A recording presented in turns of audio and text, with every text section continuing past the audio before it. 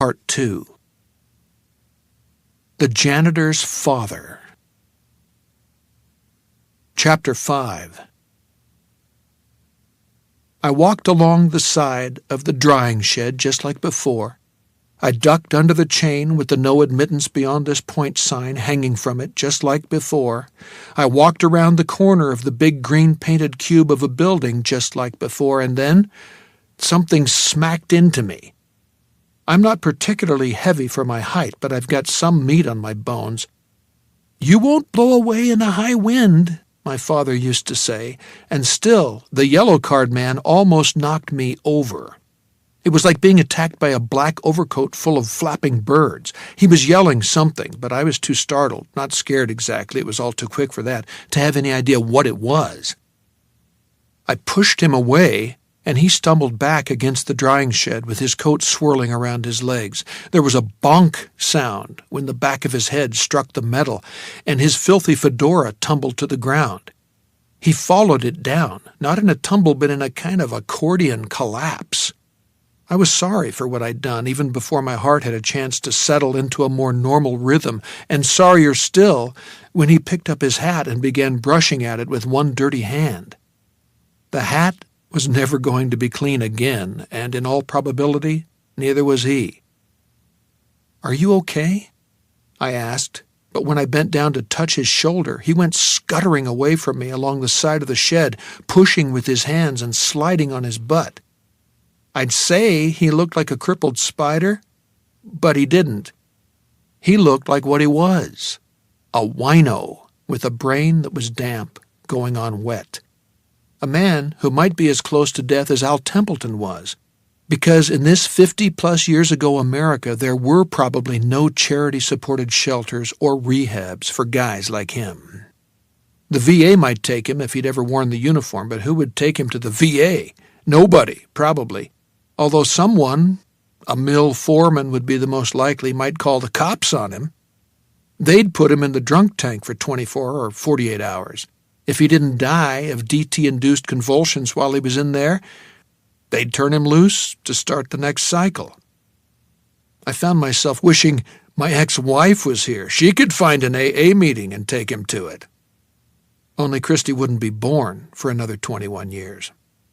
I put the briefcase between my feet and held my hands out to show him they were empty, but he cringed even further down the side of the drying shed. Spittle gleamed on his stubbly chin. I looked around to be sure we weren't attracting attention, saw that we had this part of the mill yard to ourselves, and tried again. "I only pushed you because you startled me." "Who the fuck are you?" he asked, his voice cracking through about 5 different registers.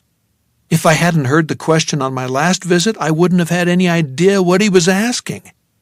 And although the slur was the same, wasn't the inflection a little different this time? I wasn't sure, but I thought so. "He's harmless, but he's not like anyone else," Al had said. "It's like he knows something." Al thought it was because he happened to be sunning himself near the rabbit hole at 11:58 in the morning on September 9th, 1958, and was susceptible to its influence. The way you can produce static on a TV screen if you run a mixer close to it. Maybe that was it. Or hell, maybe it was just the booze. "Nobody important," I said in my most soothing voice.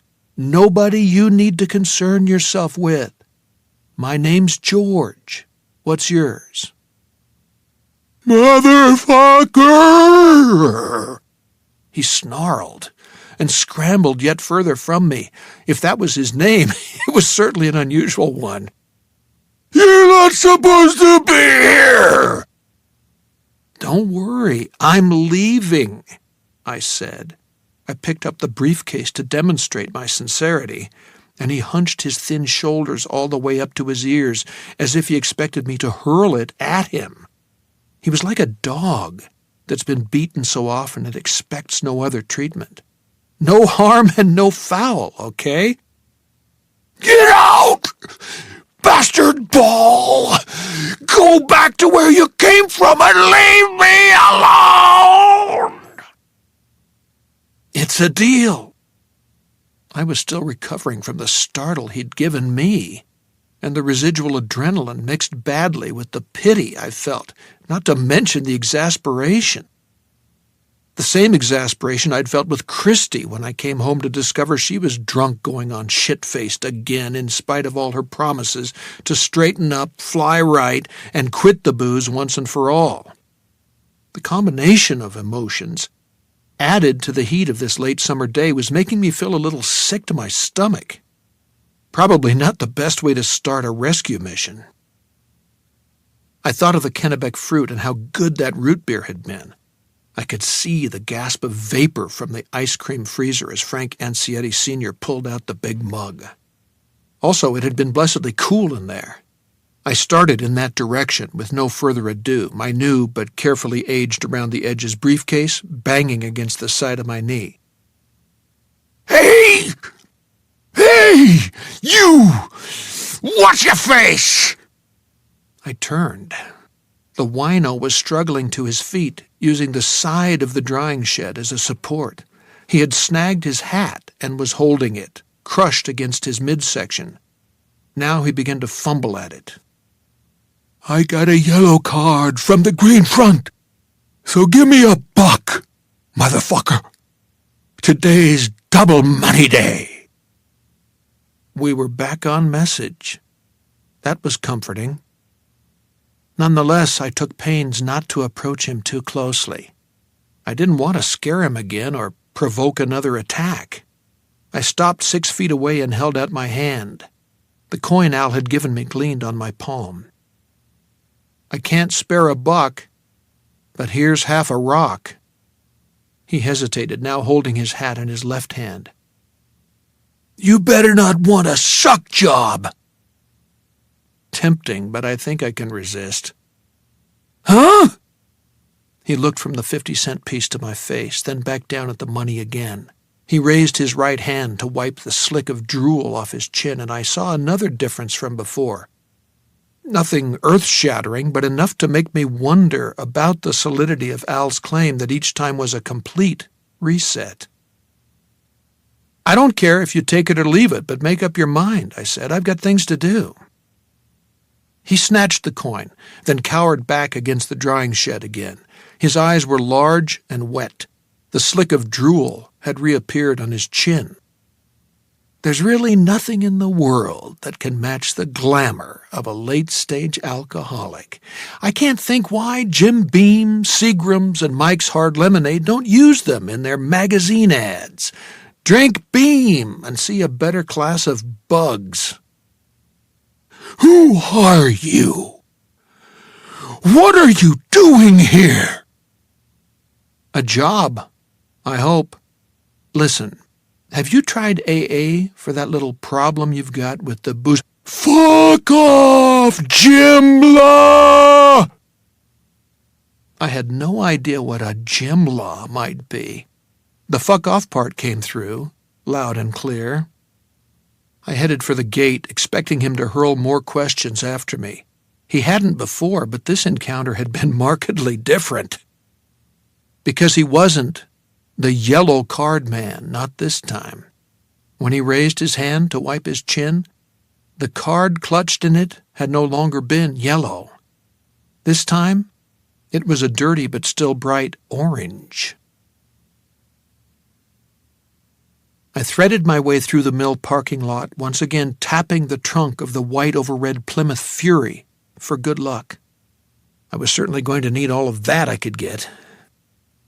I crossed the train tracks once again, hearing the woof-choof of a train, only this time it sounded a little more distant, because this time my encounter with the yellow card man, who was now the orange card man, had taken a bit longer.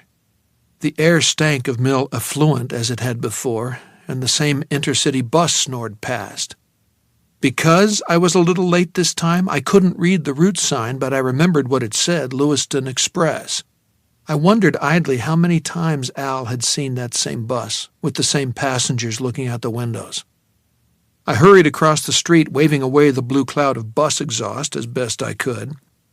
The Rockabilly Rebel was at his post outside the door, and I wondered briefly what he'd say if I stole his line. But in a way that would be as mean as terrorizing the drying shed wino on purpose. If you stole the secret language belonging to kids like this, they didn't have much left. This one couldn't even go back and pound on the Xbox, so I just nodded. He nodded back. Hi-ho, Daddy-o. I went inside. The bell jingled. I went past the discount comic books and straight to the soda fountain, where Frank Ancietti Sr. was standing. What can I do for you today, my friend? For a moment I was stumped, because that wasn't what he'd said before. Then I realized it wouldn't be. Last time I'd grabbed a newspaper out of the rack. This time I hadn't. Maybe each trip back to 1958 reset the odometer back to all zeros, with the exception of the yellow card man, but the first time you varied something, everything was up for grabs. The idea was both scary and liberating. I could use a root beer, I said. And I can use the custom. So we've got a meeting of the minds. 5 a 10-cent beer. 10, I guess? Well, I think you guessed right. The frost-coated mug came out of the freezer. He used the handle of the wooden spoon to scrape off the foam. He filled it to the top and set it in front of me, all just like before. That's a dime, plus 1 for the governor. I handed over one of Al's vintage dollars, and while Frank 1.0 made change, I looked over my shoulder and saw the former yellow card man standing outside the liquor store, the green front, and swaying from side to side. He made me think of a Hindu fakir I'd seen in some old movie tooting a horn to coax a cobra out of a wicker basket. And coming up the sidewalk, right on schedule, was Ancietti the Younger. I turned back, sipped my root beer, and sighed, "This hits the spot." "Yep, nothing like a cold beer on a hot day." "Not from around here, are you?" "No, Wisconsin." I held out my hand. "George Amberson." He shook it as the bell over the door jangled. "Frank Ancietti. And there comes my boy, Frank Jr. Say hello to Mr. Amberson from Wisconsin, Frankie." "Hello, sir." He gave me a smile and a nod, then turned to his dad. "Titus has got the truck up on the lift. Says it'll be ready by 5. "Well, that's good." I waited for Ancietti 1.0 to light a cigarette, and wasn't disappointed. He inhaled, then turned back to me. "Are you traveling on business or for pleasure?" For a moment I didn't respond, but not because I was stumped for an answer. What was throwing me was the way this scene kept diverging from and then returning to the original script. In any case, Ancietti didn't seem to notice. "Either way, you picked the right time to come. Most of the summer people are gone, and when that happens, we all relax. You want a scoop of vanilla ice cream in your beer? Usually it's 5 cents extra, but on Tuesdays I reduce the price to a nickel." "You wore that one out 10 years ago, Pop," Frank Jr. said amiably. "Thanks, but this is fine," I said. "I'm on business, actually. A real estate closing up in Sabattis. I think that's it. Do you know that town?" "Only my whole life," Frank said. He jetted smoke from his nostrils, then gave me a shrewd look. "Long way to come for a real estate closing." I returned a smile that was supposed to communicate, "If you knew what I know." It must have gotten across because he tipped me a wink. The bell over the door jingled and the fruit-shopping ladies came in. The Drink Cheer Up Coffee wall clock read 12:28. Apparently the part of the script where Frank Jr. and I discussed the Shirley Jackson story had been cut from this draft. I finished my root beer in 3 long swallows, and as I did, a cramp tightened my bowels. In novels, characters rarely have to go potty, but in real life, mental stress often provokes a physical reaction. "Say, you don't happen to have a men's room, do you?" "Sorry, no," Frank Sr. said. "Keep meaning to put one in, but in the summer, we're too busy, and in the winter, there never seems to be enough cash for the renovations." "You can go around the corner to Titus," Frank Jr. said. He was scooping ice cream into a metal cylinder, getting ready to make himself a milkshake. He hadn't done that before, and I thought with some unease about the so-called butterfly effect. I thought I was watching that butterfly unfurl its wings right before my eyes. We were changing the world, only in small ways, infinitesimal ways, but yes, we were changing it. "Mister?" "I'm sorry," I said. Had a senior moment. He looked puzzled, then laughed. "Never heard that one before, but it's pretty good." Because it was, he might repeat it the next time he lost his own train of thought, and a phrase that otherwise wouldn't enter the bright flow of American slangwage until the 70s or 80s would make an early debut. You couldn't say a premature debut exactly, because on this time stream, it would be right on schedule. "Titus Chevron is around the corner on your right," Ansietti Sr. said. "If it's, urgent, you're welcome to use our bathroom upstairs." "No, I'm fine," I said, and although I'd already looked at the wall clock, I took an ostentatious glance at my boulevard on the cool Spidell band. It was a good thing they couldn't see the face, because I'd forgotten to reset it, and it was still on 2011 time. "But I've got to be going, errands to run. Unless I'm very lucky, they'll tie me up for more than a day. Can you recommend a good motel around here?" "Do you mean a motor court?" Ansietti Sr. asked. He butted his cigarette in one of the Winston Tastes Good ashtrays that lined the counter. "Yes." This time my smile felt foolish rather than in the know. And my bowels cramped again. If I didn't take care of that problem soon, it was going to develop into an authentic 911 situation. Motels are what we call them in Wisconsin. "Well, I'd say the Tamarack Motor Court, about 5 miles up 196 on your way to Lewiston," Ansietti Sr. said. "It's near the drive-in movie." "Thanks for the tip," I said, getting up. "You bet. And if you want to get trimmed up before any of your meetings, try Bahama's barber shop. He does a real fine job." "Thanks. Another good tip. Tips are free. Root beers are sold American. Enjoy your time in Maine, Mr. Amberson. And Frankie, you drink that milkshake and get on back to school." "You bet, Pop." This time it was Junior who tipped a wink in my direction. "Frank," one of the ladies called in a yoo-hoo voice. "Are these oranges fresh?" "As fresh as your smile, Leola," he replied, and the ladies tee-heed. I'm not trying to be cute here. They actually tee-heed. I passed them, murmuring, "Ladies," as I went by. The bell jingled, and I went out into the world that had existed before my birth. But this time, instead of crossing the street to the courtyard where the rabbit hole was, I walked deeper into that world. Across the street, the wino in the long black coat was gesticulating at the tunic-wearing clerk. The card he was waving might be orange instead of yellow, but otherwise he was back on script. I took that as a good sign. Titus Chevron was beyond the red and white supermarket where Al had bought the same supplies for his diner over and over again. According to the sign in the window, lobster was going for 69 cents a pound. Across from the market, standing on a patch of ground that was vacant in 2011, was a big maroon barn with the doors standing open and all sorts of used furniture on display. Cribs, cane rockers, and overstuffed easy chairs of the dad's relaxin' type seemed in particularly abundant supply. The sign over the door read, "The Jolly White Elephant." An additional sign, this one an A-frame prop to catch the eye of folks on the road to Lewiston, made the audacious claim that if we don't have it, you don't need it.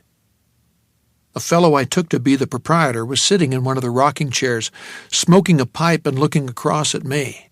He wore a strap-style T-shirt and baggy brown slacks. He also wore a goatee, which I thought equally audacious for this particular island in the time stream. His hair, although combed back and held in place with some sort of grease, curled down to the nape of his neck and made me think of some old rock and roll video I'd seen, Jerry Lee Lewis jumping on his piano as he sang Great Balls of Fire. The proprietor of the Jolly White Elephant probably had a reputation as the town beatnik. I tipped a finger to him. He gave me the faintest of nods and went on puffing his pipe.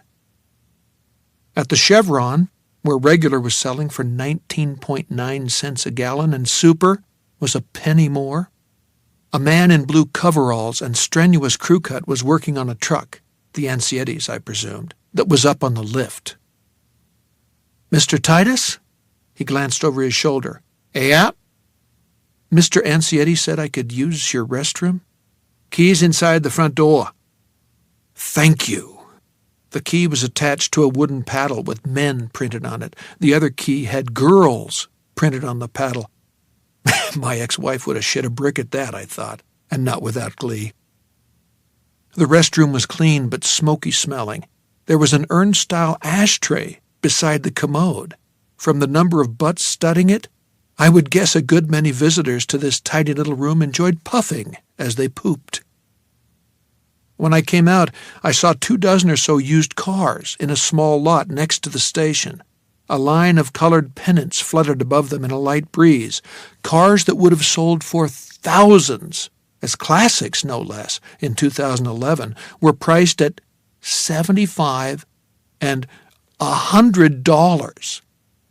A Caddy that looked in nearly mint condition was going for $800. The sign over the little sales booth, inside, a gum-chewing ponytailed cutie was absorbed in photoplay, read, "All these cars run good and come with the Bill Titus guarantee. We service what we sell." I hung the key up, thanked Titus, who grunted without turning from the truck on the lift, and started back toward Main Street, thinking it would be a good idea to get my hair cut before visiting the bank. That made me remember the goatee-wearing beatnik, and on impulse I crossed the street to the used furniture emporium. "Morning," I said. "Well, it's actually afternoon, but whatever makes you happy." He puffed his pipe, and that light, late summer breeze brought me a whiff of cherry blend. Also a memory of my grandfather, who used to smoke it when I was a kid. He sometimes blew it in my ear to quell the earache, a treatment that was probably not AMA approved. "Do you sell suitcases?" "Oh, I got a few in my kick. No more than 200, I'd say. Walk all the way to the back and look on your right." "If I buy one, could I leave it here for a couple of hours while I do some shopping?" "I'm open until 5, he said, and turned his face up into the sun. "After that, you're on your own." I traded 2 of Al's vintage dollars for a leather valise, left it behind the beatnik's counter, then walked up to Main Street with my briefcase banging my leg. I glanced into the green front and saw the clerk sitting beside the cash register and reading a newspaper. There was no sign of my pal in the black overcoat. It would have been hard to get lost in the shopping district. It was only a block long. 3 or 4 storefronts up from the Kennebec Fruit, I came to Baumer's Barber Shop. A red and white barber pole twirled in the window. Next to it was a political poster featuring Edmund Muskie. I remembered him as a tired, slope-shouldered old man, but this version of him looked almost too young to vote, let alone get elected to anything. The poster read, "Send Ed Muskie to the U.S. Senate. Vote Democrat." Someone had put a bright white band around the bottom. Hand-printed on it was, "They said it couldn't be done in Maine, but we did it." Next up, Humphrey in 1960. Inside, 2 old parties were sitting against the wall, while an equally old third party got his tonsure trimmed. Both of the waiting men were puffing like choo-choos. So was the barber. Baumer, I assumed, with one eye squinted against the rising smoke as he clipped. All 4 studied me in a way I was familiar with, the not-quite mistrustful look of appraisal that Christie once called the Yankee glare. It was nice to know that some things hadn't changed. "I'm from out of town, but I'm a friend," I told them. "Voted the straight Democratic ticket my whole life." I raised my hand in a so-help-me-God gesture. Baumer grunted with amusement. Ash tumbled from his cigarette. He brushed it absently off his smock and onto the floor, where there were several crushed butts among the cut hair. "Harold there's a Republican. You want to watch out he don't bite you." "He ain't got the choppers for it no more," one of the others said, and they all cackled. "Where are you from, mister?" Harold the Republican asked. "Wisconsin." I picked up a copy of Man's Adventure to forestall further conversation. On the cover, a subhuman Asian gent with a whip in one gloved hand was approaching a blonde lovely tied to a post. The story that went with it was called Jap Sex Slaves of the Pacific. The barbershop smell was a sweet and completely wonderful mixture of talcum powder, pomade, and cigarette smoke. By the time Balmer motioned me to the chair, I was deep into the sex slave story. It wasn't as exciting as the cover. "Been doing some traveling, Mr. Wisconsin?" he asked as he settled a white rayon cloth over my front and wrapped a paper collar around my neck. "Quite a lot," I said truthfully. "Well, you're in God's country now. How short do you want it?" "Short enough so I don't look like a hippie," I almost finished, but Balmer wouldn't know what that was. "Like a beatnik." "Let it get a little out of control, I guess." He began to clip. "Leave it much longer and you'd look like that faggot who runs the Jolly White Elephant." "I wouldn't want that," I said. "No, sir. He's a sight, that'n." When Balmer finished, he powdered the back of my neck, asked me if I wanted Vitalis, Brill Cream, or Wild Root Cream Oil, and charged me 40 cents. I call that a deal. My $1,000 deposit at the Hometown Trust raised no eyebrows. The freshly barbered look probably helped, but I think it was mostly being in a cash-and-carry society, where credit cards were still in their infancy and probably regarded with some suspicion by thrifty Yankees. A severely pretty teller with her hair done up in tight rolls and a cameo at her throat counted my money, entered the amount in a ledger, then called over the assistant manager, who counted it again, checked the ledger, and then wrote out a receipt that showed both the deposit and the total in my new checking account. "If you don't mind me saying so, that's a mighty big amount to be carrying in checking, Mr. Amberson. Would you like to open a savings account? We're currently offering 3% interest, compounded quarterly." He widened his eyes to show me what a wonderful deal this was. He looked like that old-time Cuban band leader, Xavier Cugat. "Thanks, but I've got a fair amount of business to transact." I lowered my voice. "Real estate closing, or so I hope." "Good luck," he said, lowering his own to the same confidential pitch. "Lorraine will fix you up with checks. 50 enough to go on with?" 50 would be fine. "Later on we can have some printed with your name. And your address?" He raised his eyebrows, turning it into a question. "I expect to be in Derry. I'll be in touch." "Fine. I'm at Drexel 84777. I had no idea what he was talking about until he slid a business card through the window. Gregory Dewson, assistant manager, was engraved on it, and Drexel 84777. Lorraine got my checks and a faux alligator checkbook to put them in. I thanked her and dropped them into my briefcase. At the door I paused for a look back. A couple of the tellers were working adding machines, but otherwise the transactions were all of the pen and elbow grease variety. It occurred to me that with a few exceptions, Charles Dickens would have felt at home here. It also occurred to me that living in the past was a little like living under water and breathing through a tube. I got the clothes Al had recommended at Mason's Menswear, and the clerk told me yes, they would be more than happy to take a check, providing it was drawn on a local bank. Thanks to Lorraine, I could oblige in that regard. Back at the Jolly White Elephant, the beatnik watched silently as I transferred the contents of 3 shopping bags to my new valise. When I snapped it shut, he finally offered an opinion. "Funny way to shop, man." "I guess so," I said. "But it's a funny old world, isn't it?"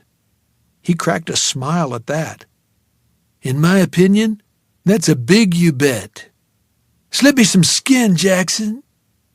He extended his hand, palm up. For a moment it was like trying to figure out what the word Drexel attached to some numbers was all about. Then I remembered Drag Strip Girl and understood the beatnik was offering the 50s version of a fist pump. I dragged my palm across his, feeling the warmth and the sweat, thinking again, this is real. This is happening. Skin, man, I said. I crossed back to Titus Chevron, swinging the newly loaded valise from one hand and the briefcase from the other. It was only mid-morning in the 2011 world I'd come from, but I felt tired out. There was a telephone booth between the service station and the adjacent car lot. I went in, shut the door, and read the hand-printed sign over the old-fashioned payphone. Remember, phone calls now a dime, courtesy of Ma Bell. I thumbed through the yellow pages in the local phone book and found Lisbon Taxi. Their ad featured a cartoon cab with eyes for headlights and a big smile on its grill. It promised fast, courteous service. That sounded good to me. I grubbed for my change, but the first thing I came up with was something I should have left behind. My Nokia cell phone. It was antique by the standards of the year I'd come from. I'd been meaning to trade up to an iPhone, but it had no business here. If someone saw it, I'd be asked 100 questions I couldn't answer. I stowed it in the briefcase. It would be okay there for the time being, I guessed, but I'd have to get rid of it eventually. Keeping it would be like walking around with an unexploded bomb. I found a dime, dropped it in the slot, and it went right through, to the coin return. I fished it out, and one look was enough to pinpoint the problem. Like my Nokia, the dime had come from the future. It was a copper sandwich, really no more than a penny with pretensions. I pulled out all my coins, poked through them, and found a 1953 dime I'd probably got in change from the root beer I'd bought at the Kennebec Fruit. I started to put it in, then had a thought that made me feel cold. What if my 2002 dime had gotten stuck in the phone's throat instead of falling through to the coin return? And what if the AT&T man who serviced the payphones in Lisbon Falls had found it? He would have thought it was a joke, that's all, just some elaborate prank. I somehow doubted this. The dime was too perfect. He would have shown it around. There might even eventually have been an item about it in the newspaper. I had gotten lucky this time, but next time I might not. I needed to be careful. I thought of my cell phone again with deepening unease. Then I put the 1953 dime in the coin slot and was rewarded with a dial tone. I placed the call slowly and carefully, trying to remember if I'd ever used a phone with a rotary dial before. I thought not. Each time I released it, the phone made a weird clucking sound as the dial spun back. "Lisbon Taxi," a woman said, "where the mileage is always smileage. How may we help you today?" While I waited for my ride, I window shopped my way through Titus's car lot. I was particularly taken by a red '54 Ford convertible, a Sunliner, according to the script below the chrome headlight on the driver's side. It had white-wall tires and a genuine canvas roof that the cool cats in Drag Strip Girl would have called a ragtop. "That ain't a bad one, mister," Bill Titus said from behind me. "Goes like a house afire. That I can testify to personally." I turned. He was wiping his hand on a red rag that looked almost as greasy as his hands.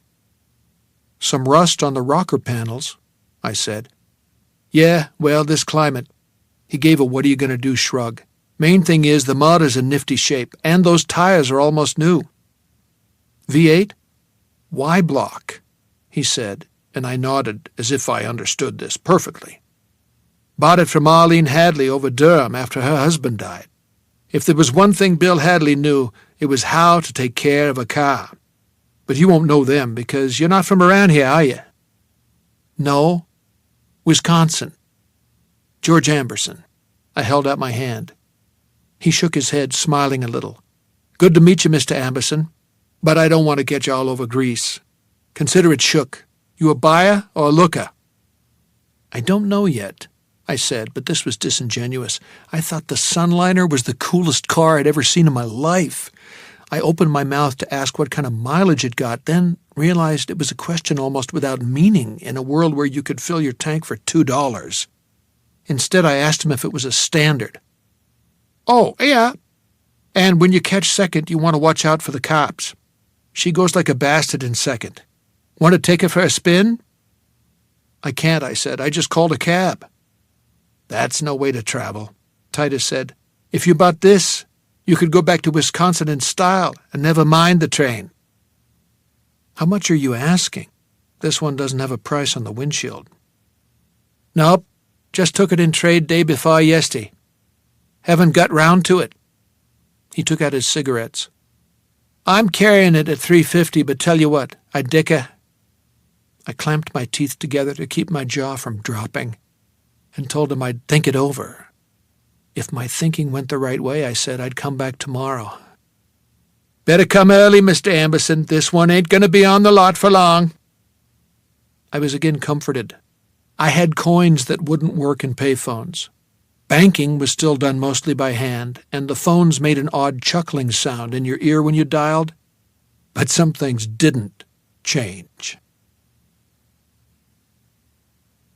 The taxi driver was a fat man who wore a battered hat with a badge on it reading licensed livery. He smoked Luckies one after the other and played WJAB on the radio. We listened to Sugar Time by the McGuire Sisters, Bird Dog by the Everly Brothers, and Purple People Eater by some creature called a Sheb Woolley. That one I could have done without. After every other song, a trio of out-of-tune young women sang 1440 WJAB, The Big Jab. I learned that Romanow's was having their annual end-of-summer blowout sale, and F.W. Woolworth's had just gotten a fresh order of hula hoops, a steal at $1.39. "Goddamn things don't do nothing but teach kids how to bump their hips," the cabbie said, and let the wing window suck ash from the end of his cigarette. It was his only stab at conversation between Titus Chevron and the Tamarack Motor Court. I unrolled my window to get away from the cigarette smog a little and watched a different world roll by. The urban sprawl between Lisbon Falls and the Lewiston City line didn't exist. Other than a few gas stations, the Hi-Hat Drive-In, and the outdoor movie theater, the marquee advertised a double feature consisting of Vertigo and The Long Hot Summer, both in CinemaScope and Technicolor. We were in pure Maine countryside. I saw more cows than people. The motor court was set back from the highway and shaded not by tamaracks, but by huge and stately elms. It wasn't like seeing a herd of dinosaurs, but almost. I gawked at them while Mr. Licensed Livery lit up another smoke. "Need a hand with your bag, sir?" "No, I'm fine." The fare on his meter wasn't as stately as the elms, but still rated a double take. I gave the guy $2 and asked 50 cents back. He seemed satisfied with that. The tip was enough to buy a pack of Luckies. I checked in, no problem there. Cash on the counter and no ID required, and took a long nap in a room where the air conditioning was a fan on the windowsill. I awoke refreshed. Good. And then found it impossible to get to sleep that night. Not good. There was next to no traffic on the highway after sundown, and the quiet was so deep it was disquieting. The television was a Zenith table model that must have weighed 100 pounds. Sitting on top was a pair of rabbit ears. Propped against them was a sign reading, "Adjust antenna by hand. Do not use tinfoil. Thanks from management." There were 3 stations. The NBC affiliate was too snowy to watch, no matter how much I fiddled with the rabbit ears, and on CBS, the picture rolled. Adjusting the vertical hold had no effect. ABC, which came in clear as a bell, was showing the life and legend of Wyatt Earp, starring Hugh O'Brien. He shot a few outlaws, and then an ad for Viceroy cigarettes came on. Steve McQueen explained that Viceroys had a thinking man's filter and a smoking man's taste. While he was lighting up, I got off the bed and turned the TV off. Then there was just the sound of the crickets. I stripped to my shorts, lay down, and tried to sleep. My mind turned to my mother and father. Dad was currently 6 years old and living in Eau Claire. My mom, only 5, was living in an Iowa farmhouse that would burn to the ground 3 or 4 years from now. Her family would then move to Wisconsin and closer to the intersection of lives that would eventually produce me. I'm crazy, I thought. Crazy, and having a terribly involved hallucination in a mental hospital somewhere. Perhaps some doctor will write me up for a psychiatric journal. Instead of the man who mistook his wife for a hat, I'll be the man who thought he was in 1958. But I ran my hand over the nubby fabric of the bedspread, which I had yet to turn back, and knew that it was all true. I thought of Lee Harvey Oswald, but Oswald still belonged to the future, and he wasn't what was troubling me in this museum piece of a motel room.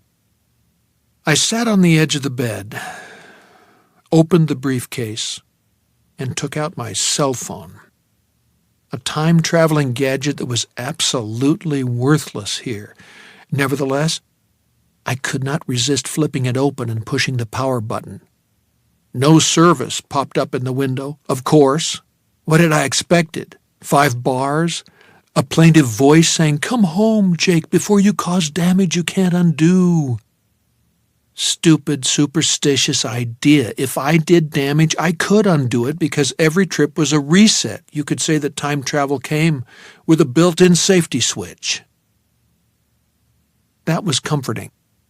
But having a phone like this in a world where color TV was the biggest technological breakthrough in consumer electronics wasn't comforting at all. I wouldn't be hung as a witch if I was found with it, but I might be arrested by the local cops and held in a jail cell until some of J. Edgar Hoover's boys could arrive from Washington to question me. I put it on the bed, then pulled all of my change out of my right front pocket. I separated the coins into 2 piles. Those from 1958 and earlier went back into my pocket. Those from the future went into one of the envelopes I found in the desk drawer, along with a Gideon Bible and a hi-hat takeout menu. I got dressed, took my key, and left the room. The crickets were much louder outside. A broken piece of moon hung in the sky. Away from its glow, the stars had never seemed so bright or close. A truck droned past on 196, and then the road was still.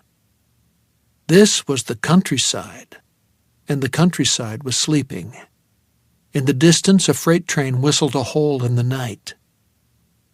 There were only 2 cars in the courtyard, and the units they belonged to were dark. So was the office.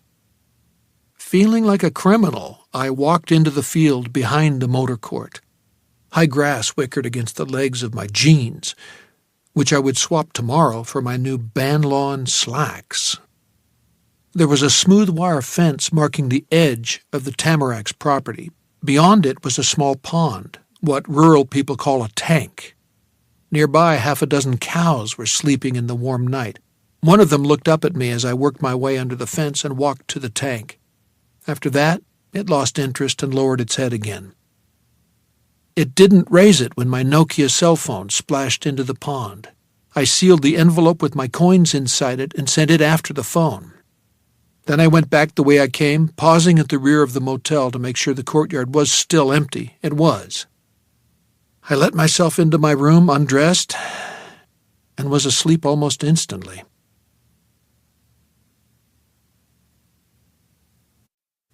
Chapter 6.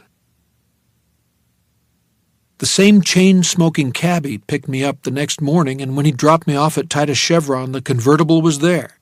I had expected this, but it was still a relief. I was wearing a nondescript gray sport coat I'd bought off the rack at Mason's Menswear. My new ostrich wallet was safe in its inner pocket and lined with $500 of Al's cash. Titus came over to me while I was admiring the Ford, wiping his hands on what looked like the same rag he'd been using on them yesterday. "I slept on it, and I want it," I said. "Oh, that's good," he said, then assumed an air of regret. "But I slept on it too, Mr. Amberson, and I guess I told you a lie when I said there might be some room for dickering. Do you know what my wife said this morning while we were eating our pancakes and bacon? She said, 'Bill, you'd be a damn fool to let that Sunliner go for less than $350. In fact, she said I was a damn fool for pricing it that low to start with. I nodded as if I'd expected nothing else. "Okay," I said. He looked surprised. "Here's what I can do, Mr. Titus. I can write you a check for $350, good check, hometown trust, you can call them and see, or I can give you $300 in cash, right out of my wallet. Less paperwork if we do it like that. What do you say?" He grinned, revealing teeth of startling whiteness. "I say they know how to drive a bargain out there in Wisconsin. If you make it $320, I'll put on a sticker and a 14-day plate and off you go." $310. Don't make me squirm," Titus said, but he wasn't squirming. He was enjoying himself. "Add a fin onto that, and we'll call it a deal." I held out my hand. $315 works for me." "Yowza!" This time he shook with me, never minding the grease. Then he pointed to the sales booth. Today the ponytailed cutie was reading Confidential. "You'll want to pay the young lady, who happens to be my daughter. She'll write up the sale. When you're done, come around and I'll put on that sticker. Throw in a tank of gas, too." 40 minutes later, behind the wheel of a 1954 Ford ragtop that now belonged to me, I was headed north toward Derry. I learned on a Standard, so that was no problem, but this was the first car I'd ever driven with the gear shift on the column. It was weird at first, but once I got used to it, I would also have to get used to operating the headlight dimmer switch with my left foot. I liked it. And Bill Titus had been right about second gear. In second, the Sunliner went like a bastard. In Augusta, I stopped long enough to haul the top down. In Waterville, I grabbed a fine meatloaf dinner that cost 95 cents, apple pie a la mode included. It made the Fat Burger look overpriced. I hummed along with the Skyliners, the Coasters, the Dell Vikings, the Elegants. The sun was warm. The breeze ruffled my new short haircut, and the turnpike, nicknamed the Mile-a-Minute Highway, according to the billboards, was pretty much all mine. I seemed to have left my doubts of the night before sunk in the cow tank along with my cell phone and futuristic change.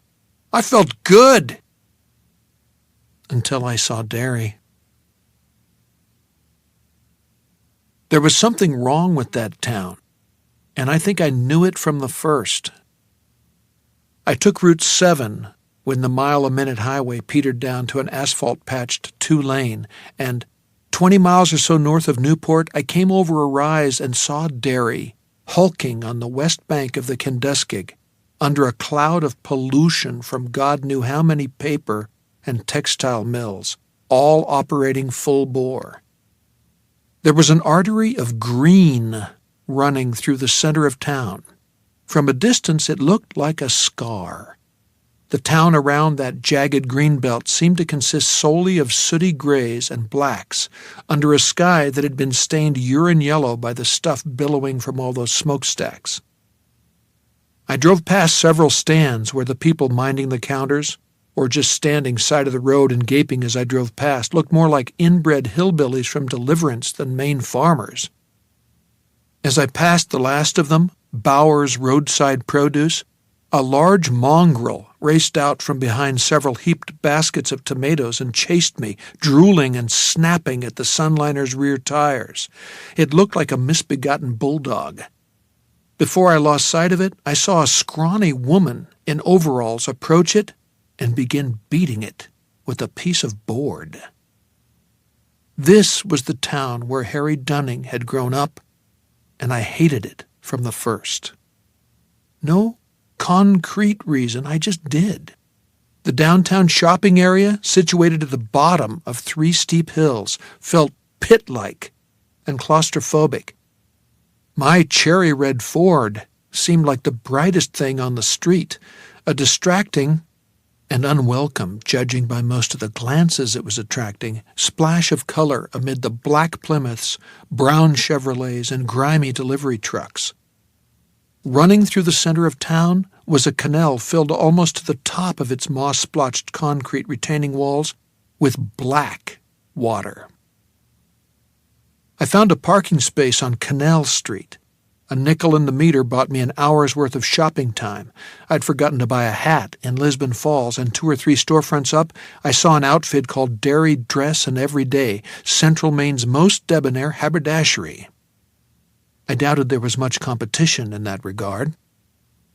I'd parked in front of the drugstore and paused to examine the sign in the window. Somehow it sums up my feelings about Derry. The sour mistrust, the sense of barely withheld violence, better than anything else, although I was there for almost 2 months and, with the possible exception of a few people I happened to meet, disliked everything about it. The sign read, "Shoplifting is not a kick or a groove or a gassa. Shoplifting is a crime, and we will prosecute. Norbert Keane, owner and manager." And the thin, bespectacled man in the white smock who was looking at me just about had to be Mr. Keane. His expression did not say, "Come on in, stranger, poke around and buy something, maybe have an ice cream soda." Those hard eyes and that turned-down mouth said, "Go away. There's nothing here for the likes of you." Part of me thought I was making that up. Most of me knew I wasn't.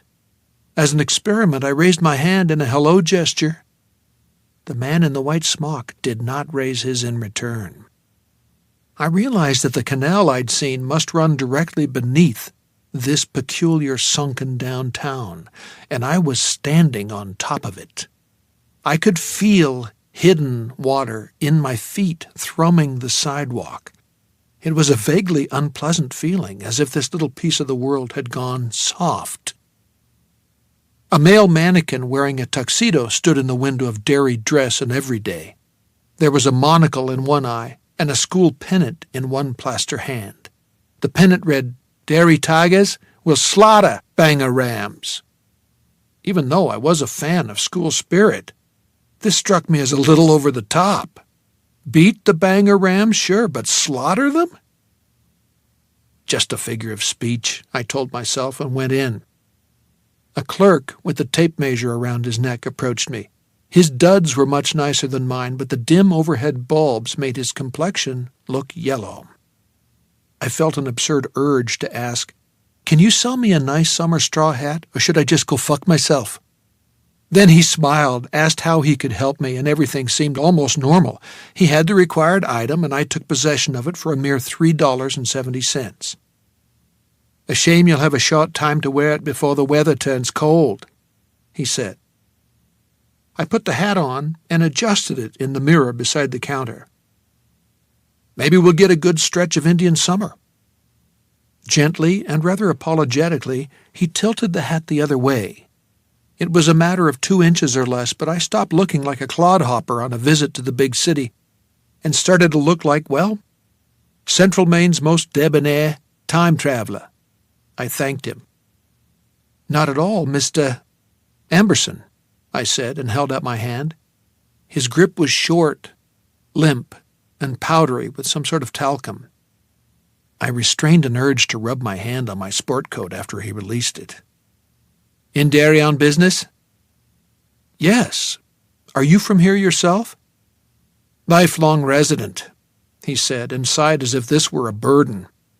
Based on my own first impressions, I guessed it might be.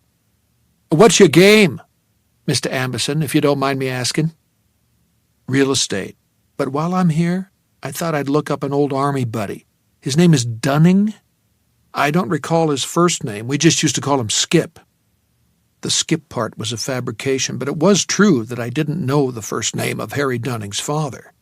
Harry had named his brothers and sister in his theme, but the man with the hammer had always been my father or my dad. "I'm afraid I couldn't help you there, sir." Now he sounded distant. Business was done, and although the store was empty of other customers, he wanted me gone. "Well, maybe you can with something else. What's the best hotel in town?" "That would be the Derry Townhouse. Just turn back to Kenduskeag Avenue, take your right, and go up Mile Hill to Main Street. Look for the carriage lamps out front." "Up Mile Hill?" "That's what we call it, yes, sir. If there's nothing else, I have several alterations to make out back." When I left, the light had begun to drain from the sky. One thing I remember vividly about the time I spent in Derry during September and October of 1958 was how evening always seemed to come early. One storefront down from Derry Dress and Everyday was Macon's Sporting Goods, where the fall gun sale was underway. Inside, I saw two men sighting hunting rifles while an elderly clerk with a string tie and a stringy neck to go with it looked on approvingly. The other side of Canal appeared to be lined with working men's bars, the kind where you could get a beer and a shot for 50 cents, and all the music on the Rockola would be C&W.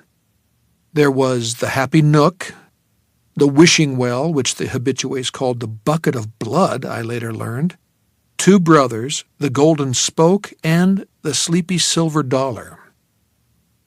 Standing outside the latter, a quartet of blue-collar gents was taking the afternoon air and staring at my convertible. They were equipped with mugs of beer and cigarettes. Their faces were shaded beneath flat caps of tweed and cotton. Their feet were clad in the big no-color work boots my 2011 students called shit-kickers. 3 of the 4 were wearing suspenders. They watched me with no expression on their faces. I thought for a moment of the mongrel that had chased my car, snapping and drooling, then crossed the street. "Gents," I said, "what's on tap in there?" For a moment none of them answered. Just when I thought none of them would, the one sans suspenders said, "Bud and Mick, what else? You from away?" "Wisconsin," I said. "Bully for you," one of them muttered. "Late in the year for tourists," another said. "I'm in town on business, but I thought I might look up an old service buddy while I'm here." No response to this, unless one of the men dropping his cigarette butt onto the sidewalk and then putting it out with a snot loogie the size of a small mussel could be termed an answer. Nevertheless, I pushed on. "Skip Dunning's his name. Do any of you fellows know a Dunning?" "Should hope to smile and kiss a pig," No Suspenders said. "I beg pardon?" He rolled his eyes and turned down the corners of his mouth, the out-of-patience expression a man gives to a stupid person with no hope of ever being smart. "Derry's full of Dunnings. Check the damn phone book." He started inside. His posse followed. No Suspenders opened the door for them, then turned back to me. "What's that Ford got in it?" "V8? Y block," hoping I sounded as if I knew what it meant. "Pretty good goer?" "Not bad." "Then maybe you should climb in and go right on up the hill. They got some nice joints there. These bars are for millies."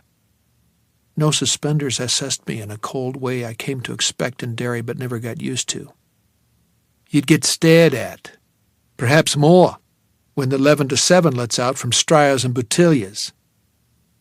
"Thanks. That's very kind of you." The cold assessment continued. "You don't know much, do you?" he remarked, then went inside. I walked back to my convertible, on that gray street with the smell of industrial smokes in the air and the afternoon bleeding away to evening. Downtown Derry looked only marginally more charming than a dead hooker in a church pew. I got in, engaged the clutch, started the engine, and felt a strong urge to just drive away. drive back to Lisbon Falls, climb up through the rabbit hole, and tell Al Templeton to find another boy. Only he couldn't, could he? He was out of strength and almost out of time. I was, as the New England saying goes, the trapper's last shot. I drove up to Main Street, saw the carriage lamps, they came on for the night just as I spotted them, and pulled into the turnaround in front of the Derry townhouse. 5 minutes later, I was checked in. My time in Derry had begun. By the time I got my new possessions unpacked, some of the remaining cash went into my wallet, the rest into the lining of my new valise. I was good and hungry, but before going down to dinner, I checked the telephone book. What I saw caused my heart to sink. Mr. No Suspenders might not have been very welcoming, but he was right about Dunning's selling cheap in Derry and the 4 or 5 surrounding hamlets that were also included in the directory. There was almost a full page of them. It wasn't that surprising because in small towns certain names seem to sprout like dandelions on a lawn in June.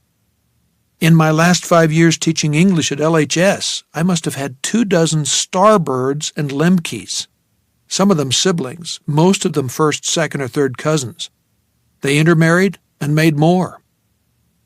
Before leaving for the past, I should have taken time to call Harry Dunning and ask him his father's first name. It would have been so simple. I surely would have if I hadn't been so utterly and completely gobsmacked by what Al had shown me and what he was asking me to do, but I thought, how hard can it be?